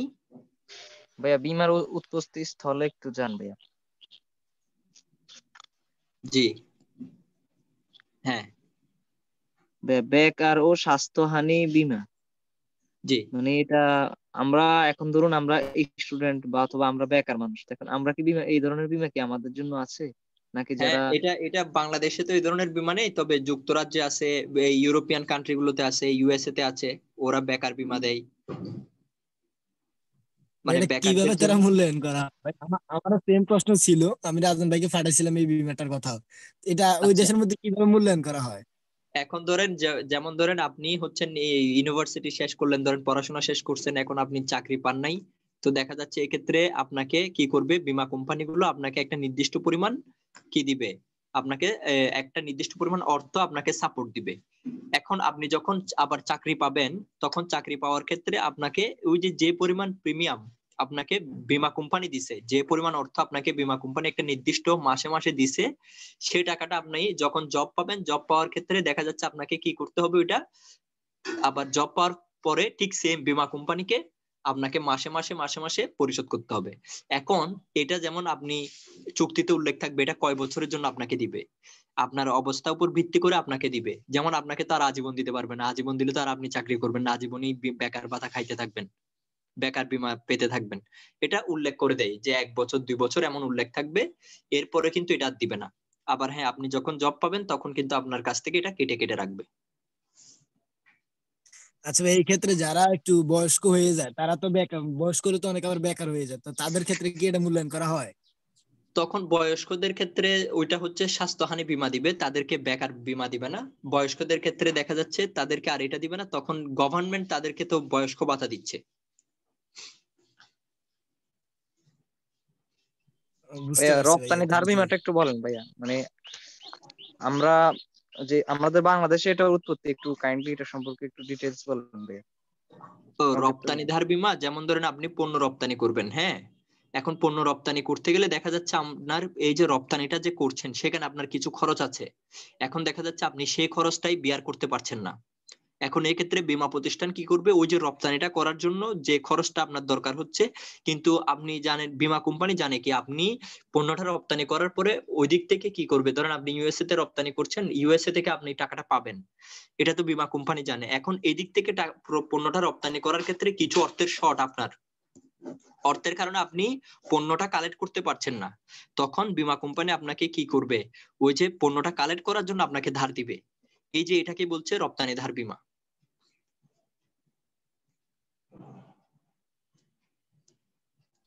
জি ভাইয়া, ধন্যবাদ।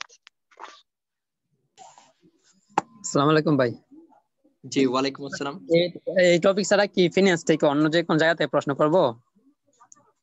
এটা শেষ করে দিই। হ্যাঁ, এটা জানেন, শেষ আচ্ছা, করুন। এছাড়া আর কারো কোনো প্রশ্ন আছে? ভাইয়া গোষ্ঠী বীমাটা কি, মানে একটা বংশের পুরা আচ্ছা, দায় দায়িত্ব গোষ্ঠী নেবে বীমা, এরকম গোষ্ঠী কিছু? বীমা বলতে যখন দেখা যাচ্ছে একটা একটা কোন একটা নির্দিষ্ট পরিবারের সবার বীমা হলো, বা কোন একটা ফ্যাক্টরিতে যতজন মানুষ আছে সবার বীমা করতেছি, কোন একটা সমাজের মধ্যে যত মানুষ আছে সবার বীমা করতেছি, এটাকে বলছে গোষ্ঠী বীমা। ভাইয়া পরিবারের ক্ষেত্রে হলে এটা পরিবার বীমা হয়ে যায় না? হ্যাঁ, পরিবার হয়ে যায়, আমি জাস্ট বোঝার জন্য বললাম আর কি। যেমন পরিবারে 10 জন আছে, 10 জন সবাইকে নিয়ে করতেছি। এই যে কোন একটা ফ্যাক্টরি আছে, সেই ফ্যাক্টরিতে 100 জন লোক কর্মী আছে, 100 জনকে সবাইকে নিয়ে করতেছি, এটাকে বলছে আর কি গোষ্ঠী বীমা। মানে যখন একের অধিক একটা শ্রেণীকে নিয়ে একটা শ্রেণীর বীমা হচ্ছে, তখন সেটাকে বলছি আমরা গোষ্ঠী বীমা।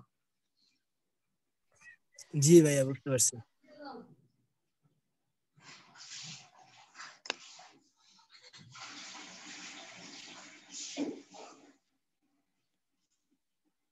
হ্যাঁ, আর কারো কোনো প্রশ্ন আছে এ রিলেটেড? জি ভাই, আমি যাতে লিখে দিচ্ছি দুইটা, কোথায় লিখে দিয়েছেন? চ্যাটের মধ্যে লিখে দিচ্ছি, চ্যাটের মধ্যে। দ্বিবিধ আর্থিক সুবিধা যুক্ত বীমা। আচ্ছা, এই বীমাগুলো এটা হচ্ছে কি জানেন, ধরেন আপনি আর্থিক সুবিধা পাওয়ার জন্য, আর্থিক সুবিধার ক্ষেত্রে আপনার কোনো পণ্য টন্য না, জাস্ট আপনি আর্থিক সুবিধা পাবেন, এটার উপর ভিত্তি করে আপনি বীমাটা করতেছেন। অনেকটা সঞ্চয়ের মতো, যেমন আপনি ব্যাংকে টাকা জমা রাখেন না, ব্যাংকে টাকা জমা রেখে আপনি কি নিচ্ছেন, সঞ্চয় করছেন, প্রয়োজনে সেটাকে কি করছেন, আবার যখন আপনার দরকার হচ্ছে সেটা নিয়ে নিচ্ছেন। এটাকে বলছে যে দ্বিবিধ আর্থিক সুবিধা। যে আপনি ধরেন বীমাকারীর কাছে নির্দিষ্ট প্রিমিয়াম রাখছেন, সঞ্চয় হিসেবে রাখছেন, যখন আপনার দরকার হবে আপনি সেটা আপনার প্রয়োজনে উঠিয়ে বিভিন্ন জায়গায় আপনি ব্যবহার করতে পারবেন। জি ভাই, এর উপরেরটা একটু। এর উপরেরটা কি লিখেছেন? নবশ্চারণ বীমা। এটার কি কোনো ইংলিশ নাম আছে?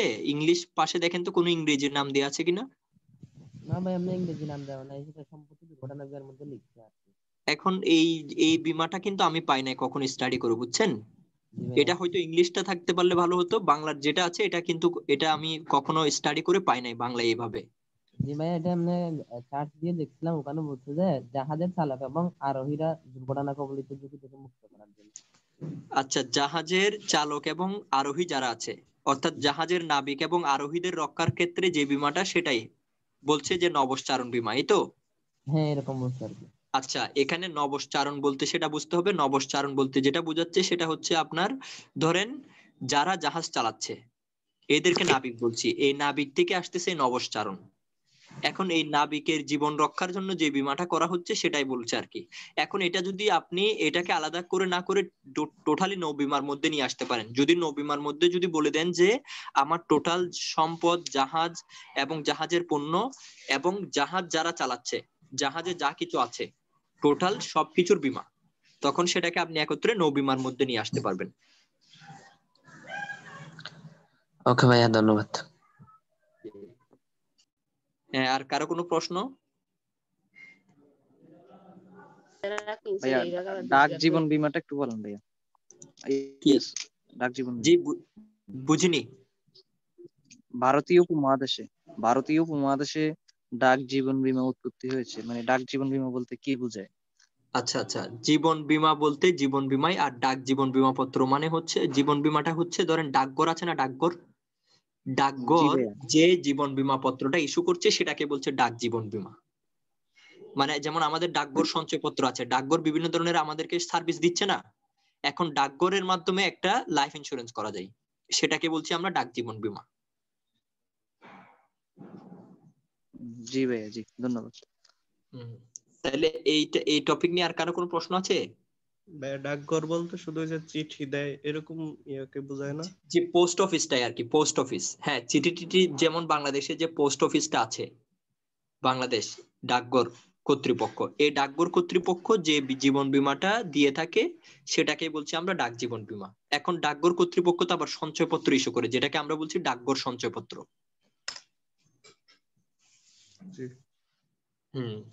তাহলে ইউনিট 6 নিয়ে আর কারো কোনো প্রশ্ন নাই?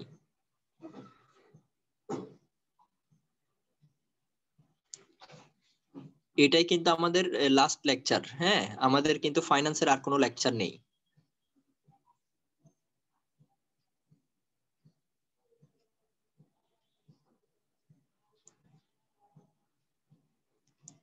আর কারোর কোনো যদি প্রশ্ন থাকে তো করতে পারেন।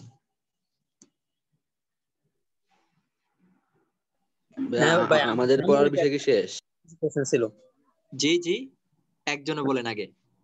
হ্যাঁ, মানে আমি তো আপনার ক্লাস করছি রেগুলার, মোটামুটি একটা সময় তো 2টা মিস গেছে, তো আমি এমনি প্রশ্ন করা হয়নি, কিন্তু এখন কিছু প্রশ্ন করবার কি সামগ্রিক বিষয় ফিনান্সের। আচ্ছা জি বলেন। জি, প্রথম প্রশ্ন হচ্ছে অন্তর্বর্তীকালীন স্বল্পমেয়াদী ঋণটা একটু বুঝিয়ে দেন। আচ্ছা, এটা হইতেছে স্বল্প মেয়াদী অন্তর্বর্তীকালীন বলতে যেমন ধরেন আপনার 4 মাস মেয়াদী বা 5 মাস মেয়াদী এই যে ঋণটা আমি নিচ্ছি এটাকে বলছি অন্তর্বর্তীকালীন স্বল্প মেয়াদী ঋণ। সাধারণত স্বল্প মেয়াদী ঋণটা হচ্ছে সর্বোচ্চ 1 বছরের জন্য। এখন এই 1 বছরের জন্য আমি যদি যেমন ধরেন 4 মাস মেয়াদী নিই, ধরেন 3 বার নিলাম, 4 মাস মেয়াদী 3 বার, তাইলে 3 4 12 মাস, 12 মাসে 1 বছর। তাহলে এই যে 3 বার যে নিলাম 4 মাস মেয়াদী, এই যে 3 বার এগুলোকে আমরা বলছি অন্তর্বর্তীকালীন স্বল্প মেয়াদী ঋণ। জি, পরে হচ্ছে অভ্যন্তরীণ মূলধন নয় কোনটি? হ্যাঁ, এর মধ্যে 2টা অপশন পাইছি, দুইখানে একটা আছে প্রদেয় কর আর হচ্ছে অগ্রাধিকার শেয়ার। এখন সঠিক কোনটা? দুইটা আনসার কি দুইটা? আচ্ছা, প্রদেয় কর যেটা আছে এটা তো আপনার অভ্যন্তরীণ মূলধন না, এটা আপনার জন্য দায়ী। হ্যাঁ, এটা কারেক্ট। আর অগ্রাধিকার শেয়ার এটা কিন্তু আমরা অভ্যন্তরীণ মূলধনের মধ্যে পড়বে। যদি যেমন ধরেন এখানে ওই বাকি অপশনগুলো আপনাকে একটু দেখতে হবে, যেমন সাধারণ শেয়ার দিল, অগ্রাধিকার শেয়ার দিল, তাহলে এই ক্ষেত্রে সাধারণ শেয়ার হচ্ছে পিওর অভ্যন্তরীণ মূলধন। আর অগ্রাধিকার শেয়ারের যেটা সেটাকে আমরা দায়ী, এটাকে আমরা ইকুইটি ও ঋণের মিশ্রণ বলে থাকি অগ্রাধিকার শেয়ারকে। এটা এক পর্যায়ে ইকুইটি হয়, আবার এক পর্যায়ে দায়ী হয়। তাহলে এই ক্ষেত্রে আমাদেরকে আগের অপশনগুলো দেখতে হবে। যেমন যদি সাধারণ শেয়ার থাকে তাহলে সাধারণ শেয়ার কারেক্ট আনসার হবে অভ্যন্তরীণ মূলধন। অগ্রাধিকার শেয়ার অভ্যন্তরীণ, বাকি দুটো অপশন হচ্ছে প্রদেয় দায় সমূহ আর হচ্ছে অগ্রাধিকার এই সংরক্ষিত মুনাফা। প্রদেয় দায় আর হচ্ছে সংরক্ষিত মুনাফা। তাহলে সেই ক্ষেত্রে আমি প্রদেয় দায় দিব, প্রদেয় দায়টাকে কারেক্ট আনসার ধরে নিব। অগ্রাধিকার শেয়ার এটা ইকুইটিও হয়, এটা আবার লাইবিলিটিও হয়। তো এই ক্ষেত্রে এটা প্রদেয় দায়টা তো কখনো ইকুইটি হইতে পারে না, কিন্তু অগ্রাধিকার শেয়ার ইকুইটিও হইতে পারে। তাহলে আমরা প্রদেয় দায়কে ধরে নিব।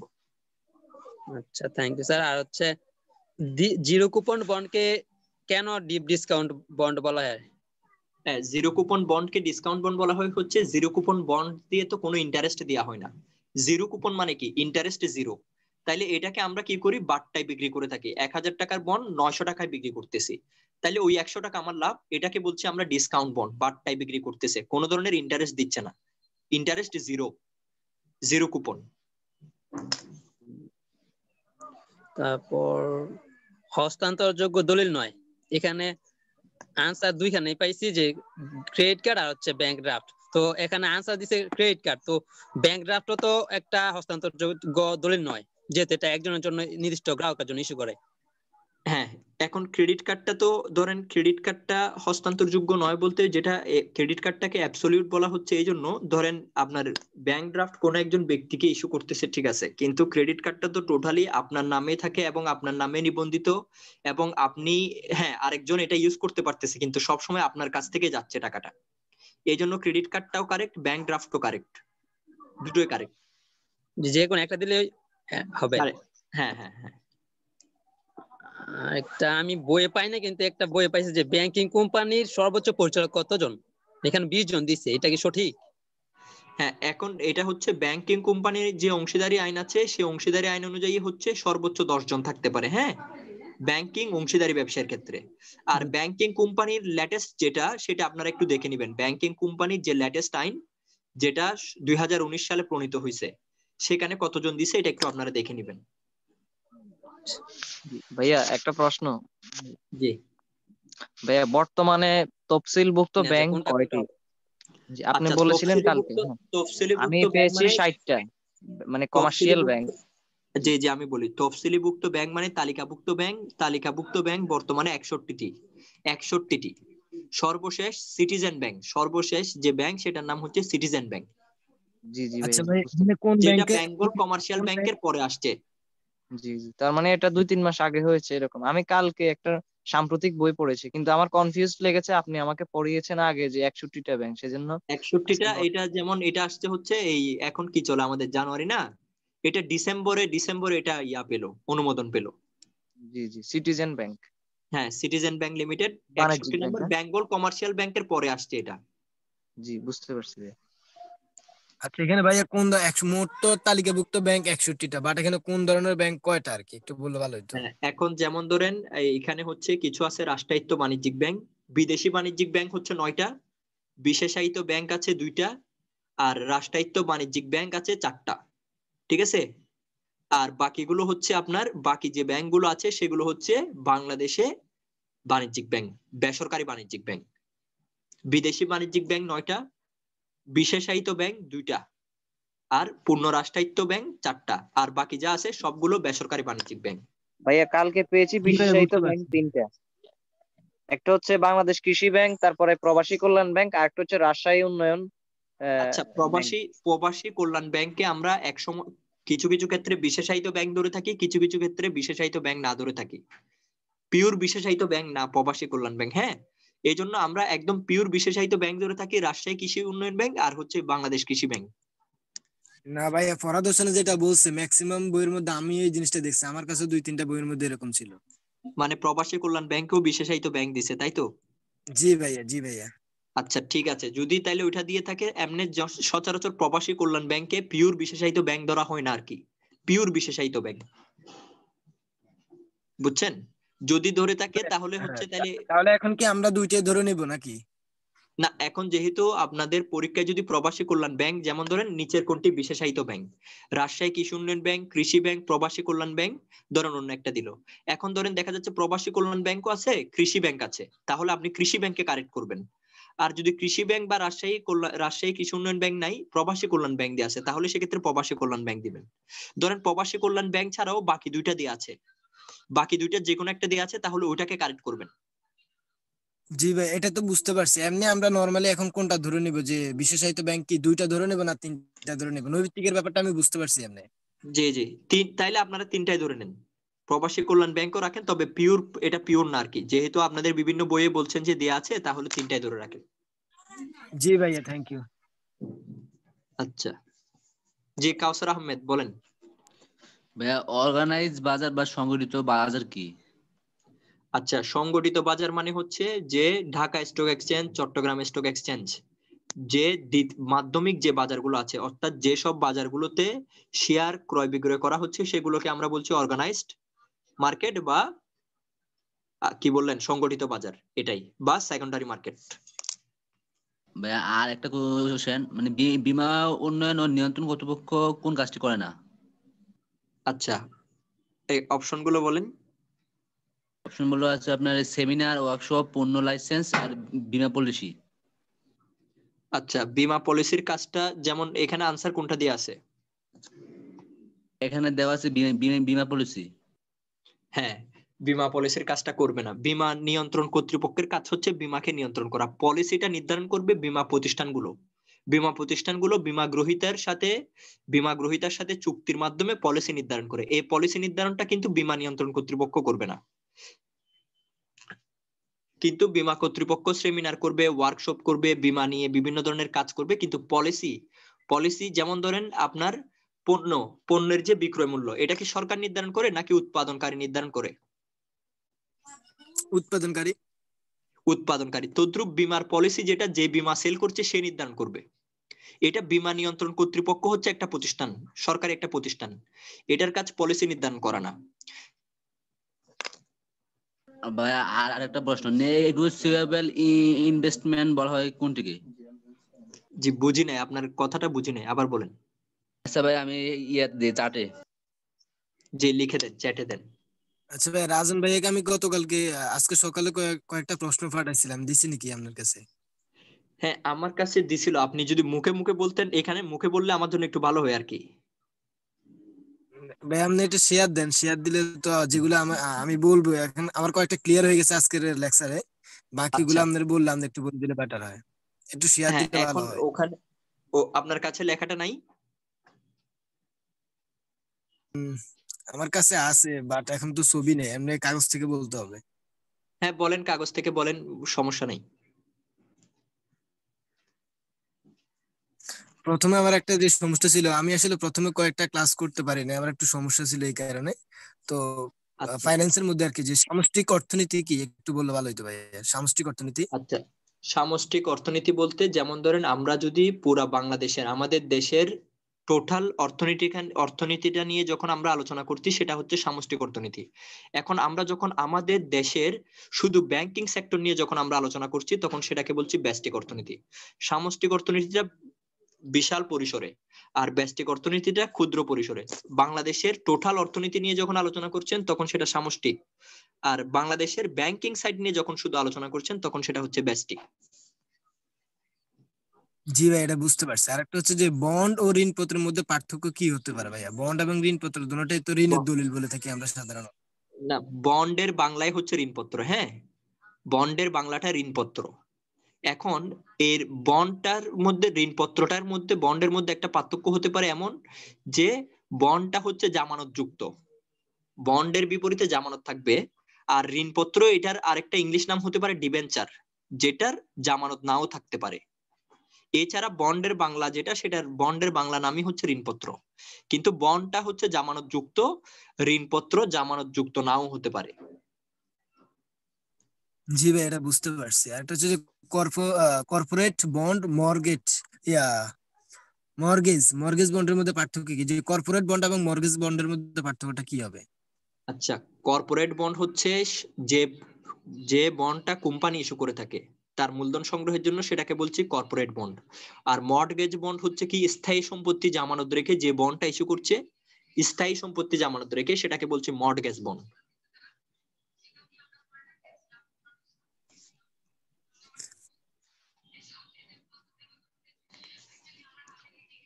আচ্ছা ভাই, এখানে আরেকটা প্রশ্ন হচ্ছে যে প্রাথমিক বাজার এবং মাধ্যমিক বাজারের মধ্যে যে পার্থক্য দেওয়া আছে, এখানে একটা পার্থক্য আছে যে লক ইন সময়টা কি? আচ্ছা দাঁড়ান, লকিং সময় হচ্ছে কি যেখানে আপনার, যেমন ধরেন শেয়ার বাজারে তো কি করে থাকে, চাহিদা যোগানের ভিত্তিতে শেয়ারের দামটা উঠানামা করবে।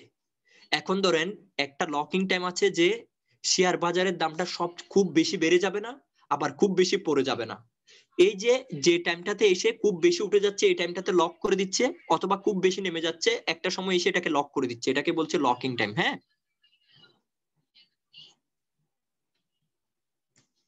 বুঝছেন? লেয়ারিং। আচ্ছা দাঁড়ান, জি ভাই, এটা বুঝতে পারছি। লেয়ারিং কি? আচ্ছা আচ্ছা আচ্ছা, একটু অপেক্ষা করেন। এরপরে হচ্ছে কি আপনার একজন নেগোশিয়েবল ইনস্ট্রুমেন্ট মানে যেগুলোকে হস্তান্তরযোগ্য, যেসব দলিল অবাধে হস্তান্তরযোগ্য সেগুলোকে আমরা বলছি নেগোশিয়েবল ইনস্ট্রুমেন্ট। প্রশ্নটা করেছিল কে?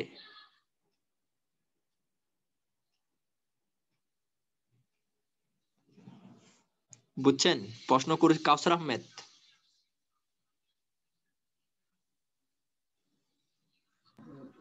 জি ভাইয়া। মানে যেসব দলিল অবাধে হস্তান্তরযোগ্য, মানে এক একজনের মালিকানা ট্রান্সফার হবে, সেসব দলিলকে আমরা বলছি হস্তান্তরযোগ্য ঋণের দলিল। যেমন ধরেন টাকা হস্তান্তর করা যায় না একজন আরেকজনের কাছ থেকে? জি ভাইয়া। টাকা যখন যার তখন তার, নাকি? জি। 500 টাকা আপনার হাত থেকে আমার হাতে আসলো, 500 টাকার মালিক কে? আপনি। এই তো, এটা হচ্ছে হস্তান্তরযোগ্য। যেটা অবাধে হস্তান্তর করা যায় সেটাকে বলছি আমরা হস্তান্তরযোগ্য, মানে যেটা হাত পরিবর্তন হলে মালিকানা পরিবর্তন হতে পারে, এটাকে বলছি হস্তান্তরযোগ্য বা নেগোশিয়েবল ইনস্ট্রুমেন্ট। ঠিক আছে? জি ভাইয়া। জি ভাইয়া। আচ্ছা, এরপরে প্রশ্ন করেছিল জানি কে, জামাল হোসেন? জি ভাইয়া, লেয়ারিংটা কি? লেয়ারিং? আচ্ছা জামাল হোসেন, এবার আপনি একটু ইয়া রাখেন, আরেকজনকে প্রশ্ন করার সুযোগ দিয়ে আবার আপনার কাছে আসতেছি। হ্যাঁ জি ভাইয়া, জি। আচ্ছা, যে জামাল হোসেন, আপনি তো অনেকগুলো প্রশ্ন করেছেন, এখন আপনি আপাতত একটু স্টপ থাকেন, আবার বাকিরা প্রশ্ন করুক, তারপর আবার আপনার কাছে আসবো। হ্যাঁ, আর বাকিদের কারো কোনো প্রশ্ন নাই? আজকে কিন্তু লাস্ট ক্লাস। ভাই, অগ্রণী ব্যাংকের ব্যবস্থাপনার দায়িত্বে কে আছে? এখানে আনসার দেয়া আছে প্রাইস কুপার্স, এটা কি? জি বুঝিনি, আবার একটু বলেন। অগ্রণী ব্যাংকের ব্যবস্থাপনার দায়িত্বে কে আছে? আনসার দেয়া প্রাইস কুপার্স। আর অপশন গুলো কি আছে? বাংলাদেশ ব্যাংক, GBRW, আর হচ্ছে অর্থ মন্ত্রণালয়। হ্যাঁ, এখন অগ্রণী ব্যাংক তো একটা নিজস্ব প্রতিষ্ঠান, হ্যাঁ, সরকারি একটা প্রতিষ্ঠান। অগ্রণী ব্যাংক আলাদা একটা প্রতিষ্ঠান। এটার যে ব্যবস্থাপনার যে কমিটি, এই কমিটির যে প্রধান, সেটাই হচ্ছে ব্যবস্থাপনা করছে। এখানে বাংলাদেশ ব্যাংক অগ্রণী ব্যাংকের ব্যবস্থাপনার সাথে নাই। অর্থ মন্ত্রণালয় বাংলাদেশ ব্যাংক এই অগ্রণী ব্যাংকের ব্যবস্থাপনায় নাই। আরেকটা কি বললেন? GBRW। হ্যাঁ, যেমন ধরেন এই প্রতিষ্ঠানগুলো তো বাংলাদেশ অগ্রণী ব্যাংক আলাদা একটা প্রতিষ্ঠান, এর নিজস্ব ব্যবস্থাপনা কমিটি যেটা আছে সেটাই এটার ব্যবস্থাপনাতে আছে। ঠিক আছে। আর হচ্ছে হস্তান্তর অযোগ্য ঋণের দলিলের একটা আছে IOU, এটা পুনরূপ কি বা এটা কি বোঝায় এটা দ্বারা? IOU মানে হচ্ছে আমি তোমার নিকট ঋণী। না, IOU মানে ইংলিশে 3টা অক্ষর আর কি। IOU। হ্যাঁ হ্যাঁ, এটার মানে হচ্ছে IOU, এটার পূর্ণরূপ হচ্ছে IOU, আমি তোমার নিকট ঋণী। এটা হস্তান্তর অযোগ্য। জি ঠিক আছে, এইগুলোই। থ্যাংক ইউ ভাই। আচ্ছা, আর কারো কোনো প্রশ্ন?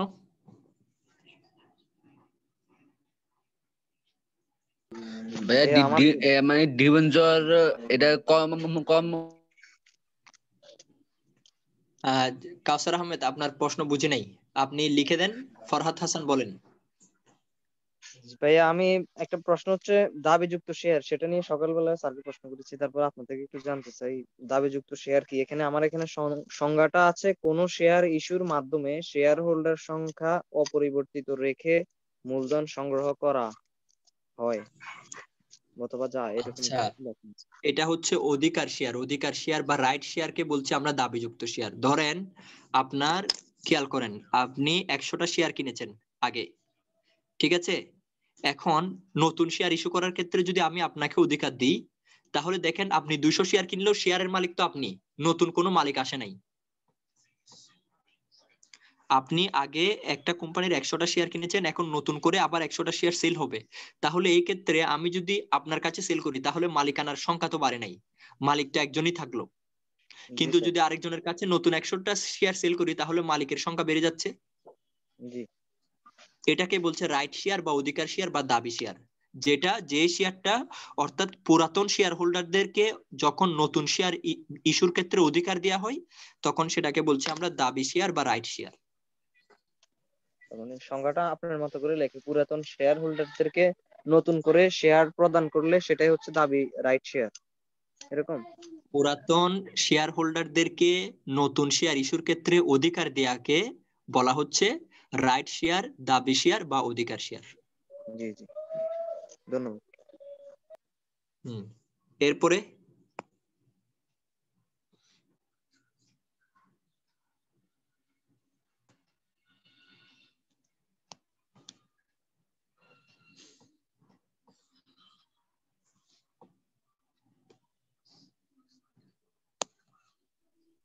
আচ্ছা ভাই, কোন কোন পার্ট থেকে বেশি প্রশ্ন আসতে পারে, ফার্স্ট পেপার নাকি সেকেন্ড পেপার, কোনটাকে কতটুকু?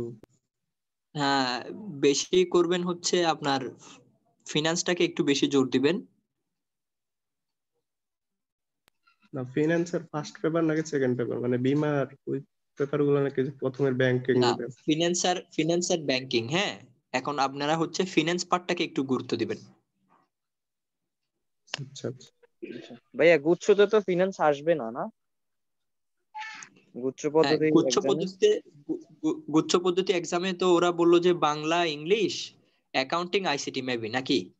জি জি, ম্যানেজমেন্টও আছে। ম্যানেজমেন্ট। হ্যাঁ, তাহলে সেক্ষেত্রে ফিনান্স আসবে না গুচ্ছতে, তবে ঢাকা, চিটাগং, রাজশাহী, জাহাঙ্গীরনগর এদের হলে এদেরটাতে আসতে পারে আর কি। যেমন ঢাকাতে তো মাস্ট আসবেই।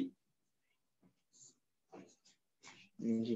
আচ্ছা ভাইয়া, মানে আমরা যেহেতু বিজনেস স্টাডিজ এর স্টুডেন্ট, এখন একটা বিষয় হচ্ছে শেয়ার বাজারে কিভাবে শেয়ার কিনবো একটু আইডিয়া প্রয়োজন আর কি।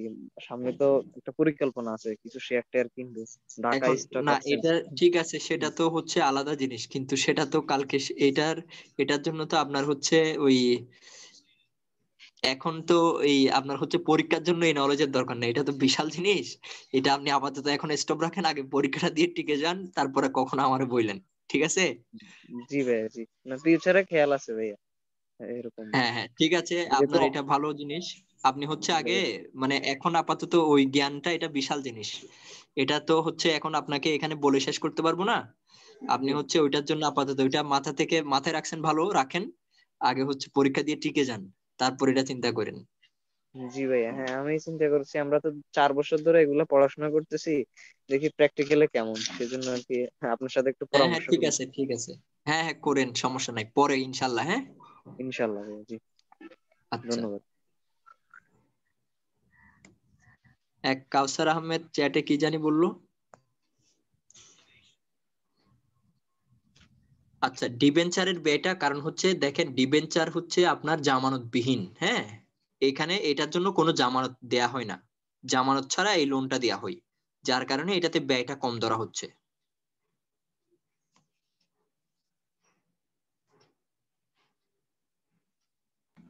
জি ভাইয়া।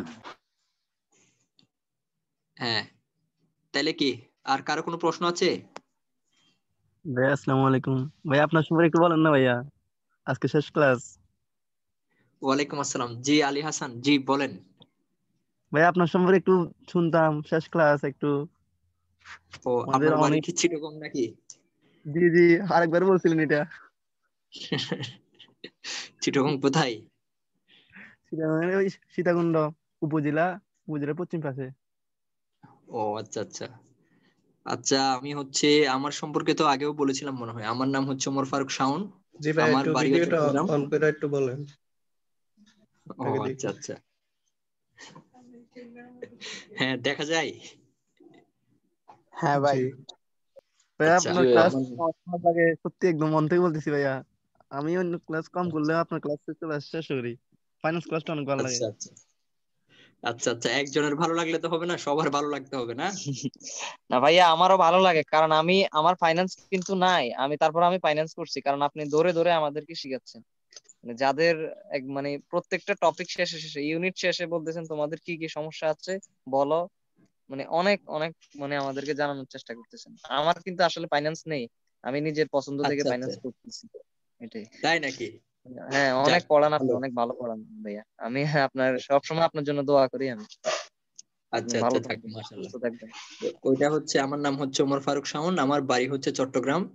তো আমার কলেজ ছিল হচ্ছে এইচএসসি, যে কলেজটা ছিল ওটা হচ্ছে হাজী মোহাম্মদ মহসিন কলেজ চট্টগ্রামের। আর জি জি। ইউনিভার্সিটি ছিল হচ্ছে ঢাকা ইউনিভার্সিটি, ওখান থেকে হচ্ছে আপনার বিবিএমবিএ ফিন্যান্সের উপর। আর এরপরে হচ্ছে এখন আমি বিসিএস টার জন্য একটু প্রিপারেশন নিচ্ছি। আপনাদের যেরকম পরীক্ষা আছে মার্চের দিকে, হয়তো আমারও পরীক্ষা থাকতে পারে। তো আপনারাও, আমি আপনাদের জন্য দোয়া করি যাতে আপনাদের হয়, চান্স হয়। আপনারাও আমার জন্য একটু দোয়া করবেন, ইনশাআল্লাহ ভাইয়া। ভাইয়া, এই আর কি। চট্টগ্রামের কোন জি, জায়গায়? ও পটিয়া নাকি? চট্টগ্রামে হচ্ছে হাটাজারিতে। আচ্ছা ভাইয়া, আচ্ছা আচ্ছা আচ্ছা ভাই। আচ্ছা, আমরাও চট্টগ্রামের মানুষ তাই। আচ্ছা আচ্ছা, না চট্টগ্রামের না, আমরা সবাই বাংলাদেশের মানুষ। আমরা আপনার, আমি জাস্ট ওই যে আপনার কথা শুনে বুঝতে পারছি আপনার বাড়ি চট্টগ্রাম, এই জন্য আপনাকে বলছি, অন্য কোনো কারণে না। আচ্ছা আচ্ছা। জি ভাইয়া ভাইয়া, জি। আমাকে ঢাকাতে আর কোথায় হচ্ছে থাকেন ভাইয়া? ঢাকা ঢাকায় হলে হচ্ছে ভার্সিটিতে এখন এমনি তো থাকেন? আগে, যে আগে তো আমি হলে থাকতাম। হ্যাঁ, এখন হচ্ছে আমি আলাদা বাসা নিয়ে থাকি আর কি ঢাকায়। জি ওটা ভাইয়া, কি ভাইয়া ফার্ম আমি গেটের আপনার সাথে। আশেপাশে না বনশ্রী ওইদিকে? না, আমি ফার্ম গেটের আশেপাশে না, আমার বাসা হচ্ছে যাত্রাবাড়ির দিকে। বুঝতে পারছি, তার মানে শনির আকড়া ওই জায়গায় আর কি, যাত্রাবাড়ি শনির আকড়া ওখানে। জি জি, ওইদিকে পড়ছে আর কি। আর হচ্ছে আমার ওই, আপনারা যদি চান্স পান তাহলে আমার হল ছিল হচ্ছে ফার্স্টে জহুরুল হক হল, নাম শুনবেন যদি ওখানে। হ্যাঁ হ্যাঁ।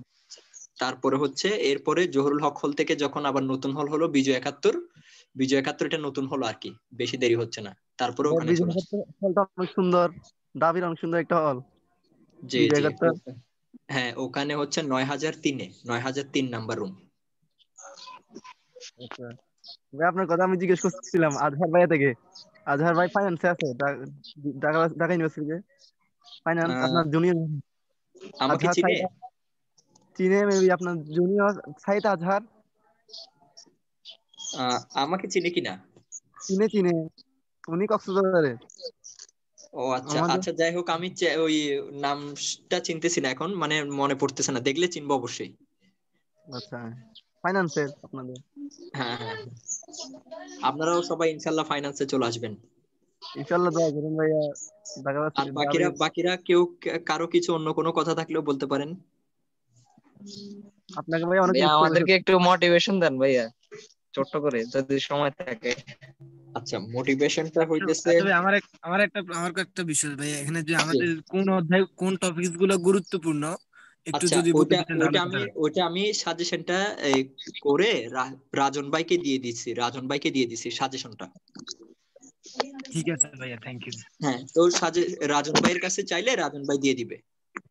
মানে আমি টপিক গুলো পুরা একদম লেকচার 1 থেকে 10 মানে টোটাল এর মধ্যে কোন কোন টপিক গুলো ইম্পর্টেন্ট সবগুলো আমি ওখানে লিখে লিখে দিচ্ছি। ঠিক আছে?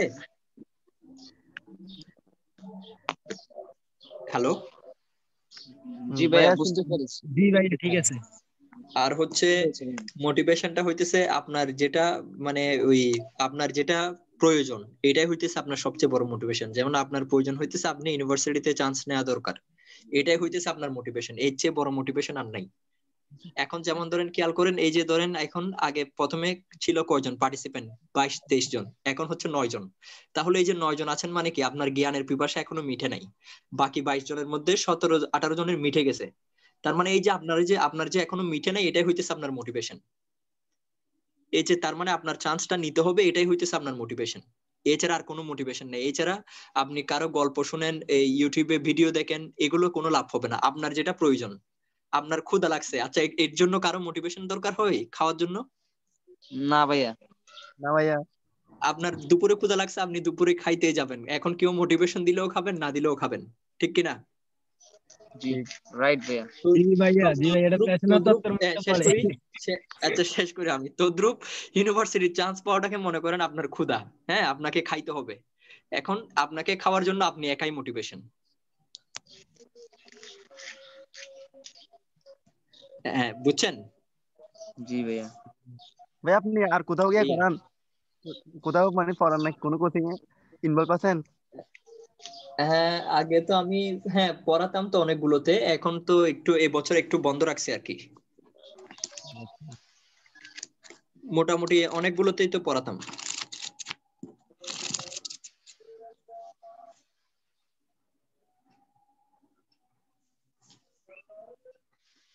হ্যাঁ, আর কারো কোনো প্রশ্ন আছে কোনো বিষয় নিয়ে বা কোনো কিছু নিয়ে?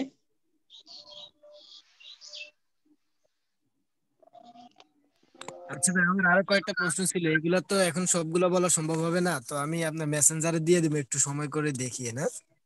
আচ্ছা ঠিক আছে, অবশ্যই দেখবো ইনশাল্লাহ। ঠিক আছে, তাহলে তাহলে আজকের জন্য শেষ করি নাকি? ইনশাল্লাহ দেখা হবে। আর জি সবাই ভাইয়া, ভালো আসসালামু থাকবেন, সুস্থ আলাইকুম থাকবেন। রাহমাতুল্লাহ। ওয়ালাইকুম আসসালাম। আসসালামু আলাইকুম। আসসালামু আলাইকুম। সুস্থ থাকবেন আপনি।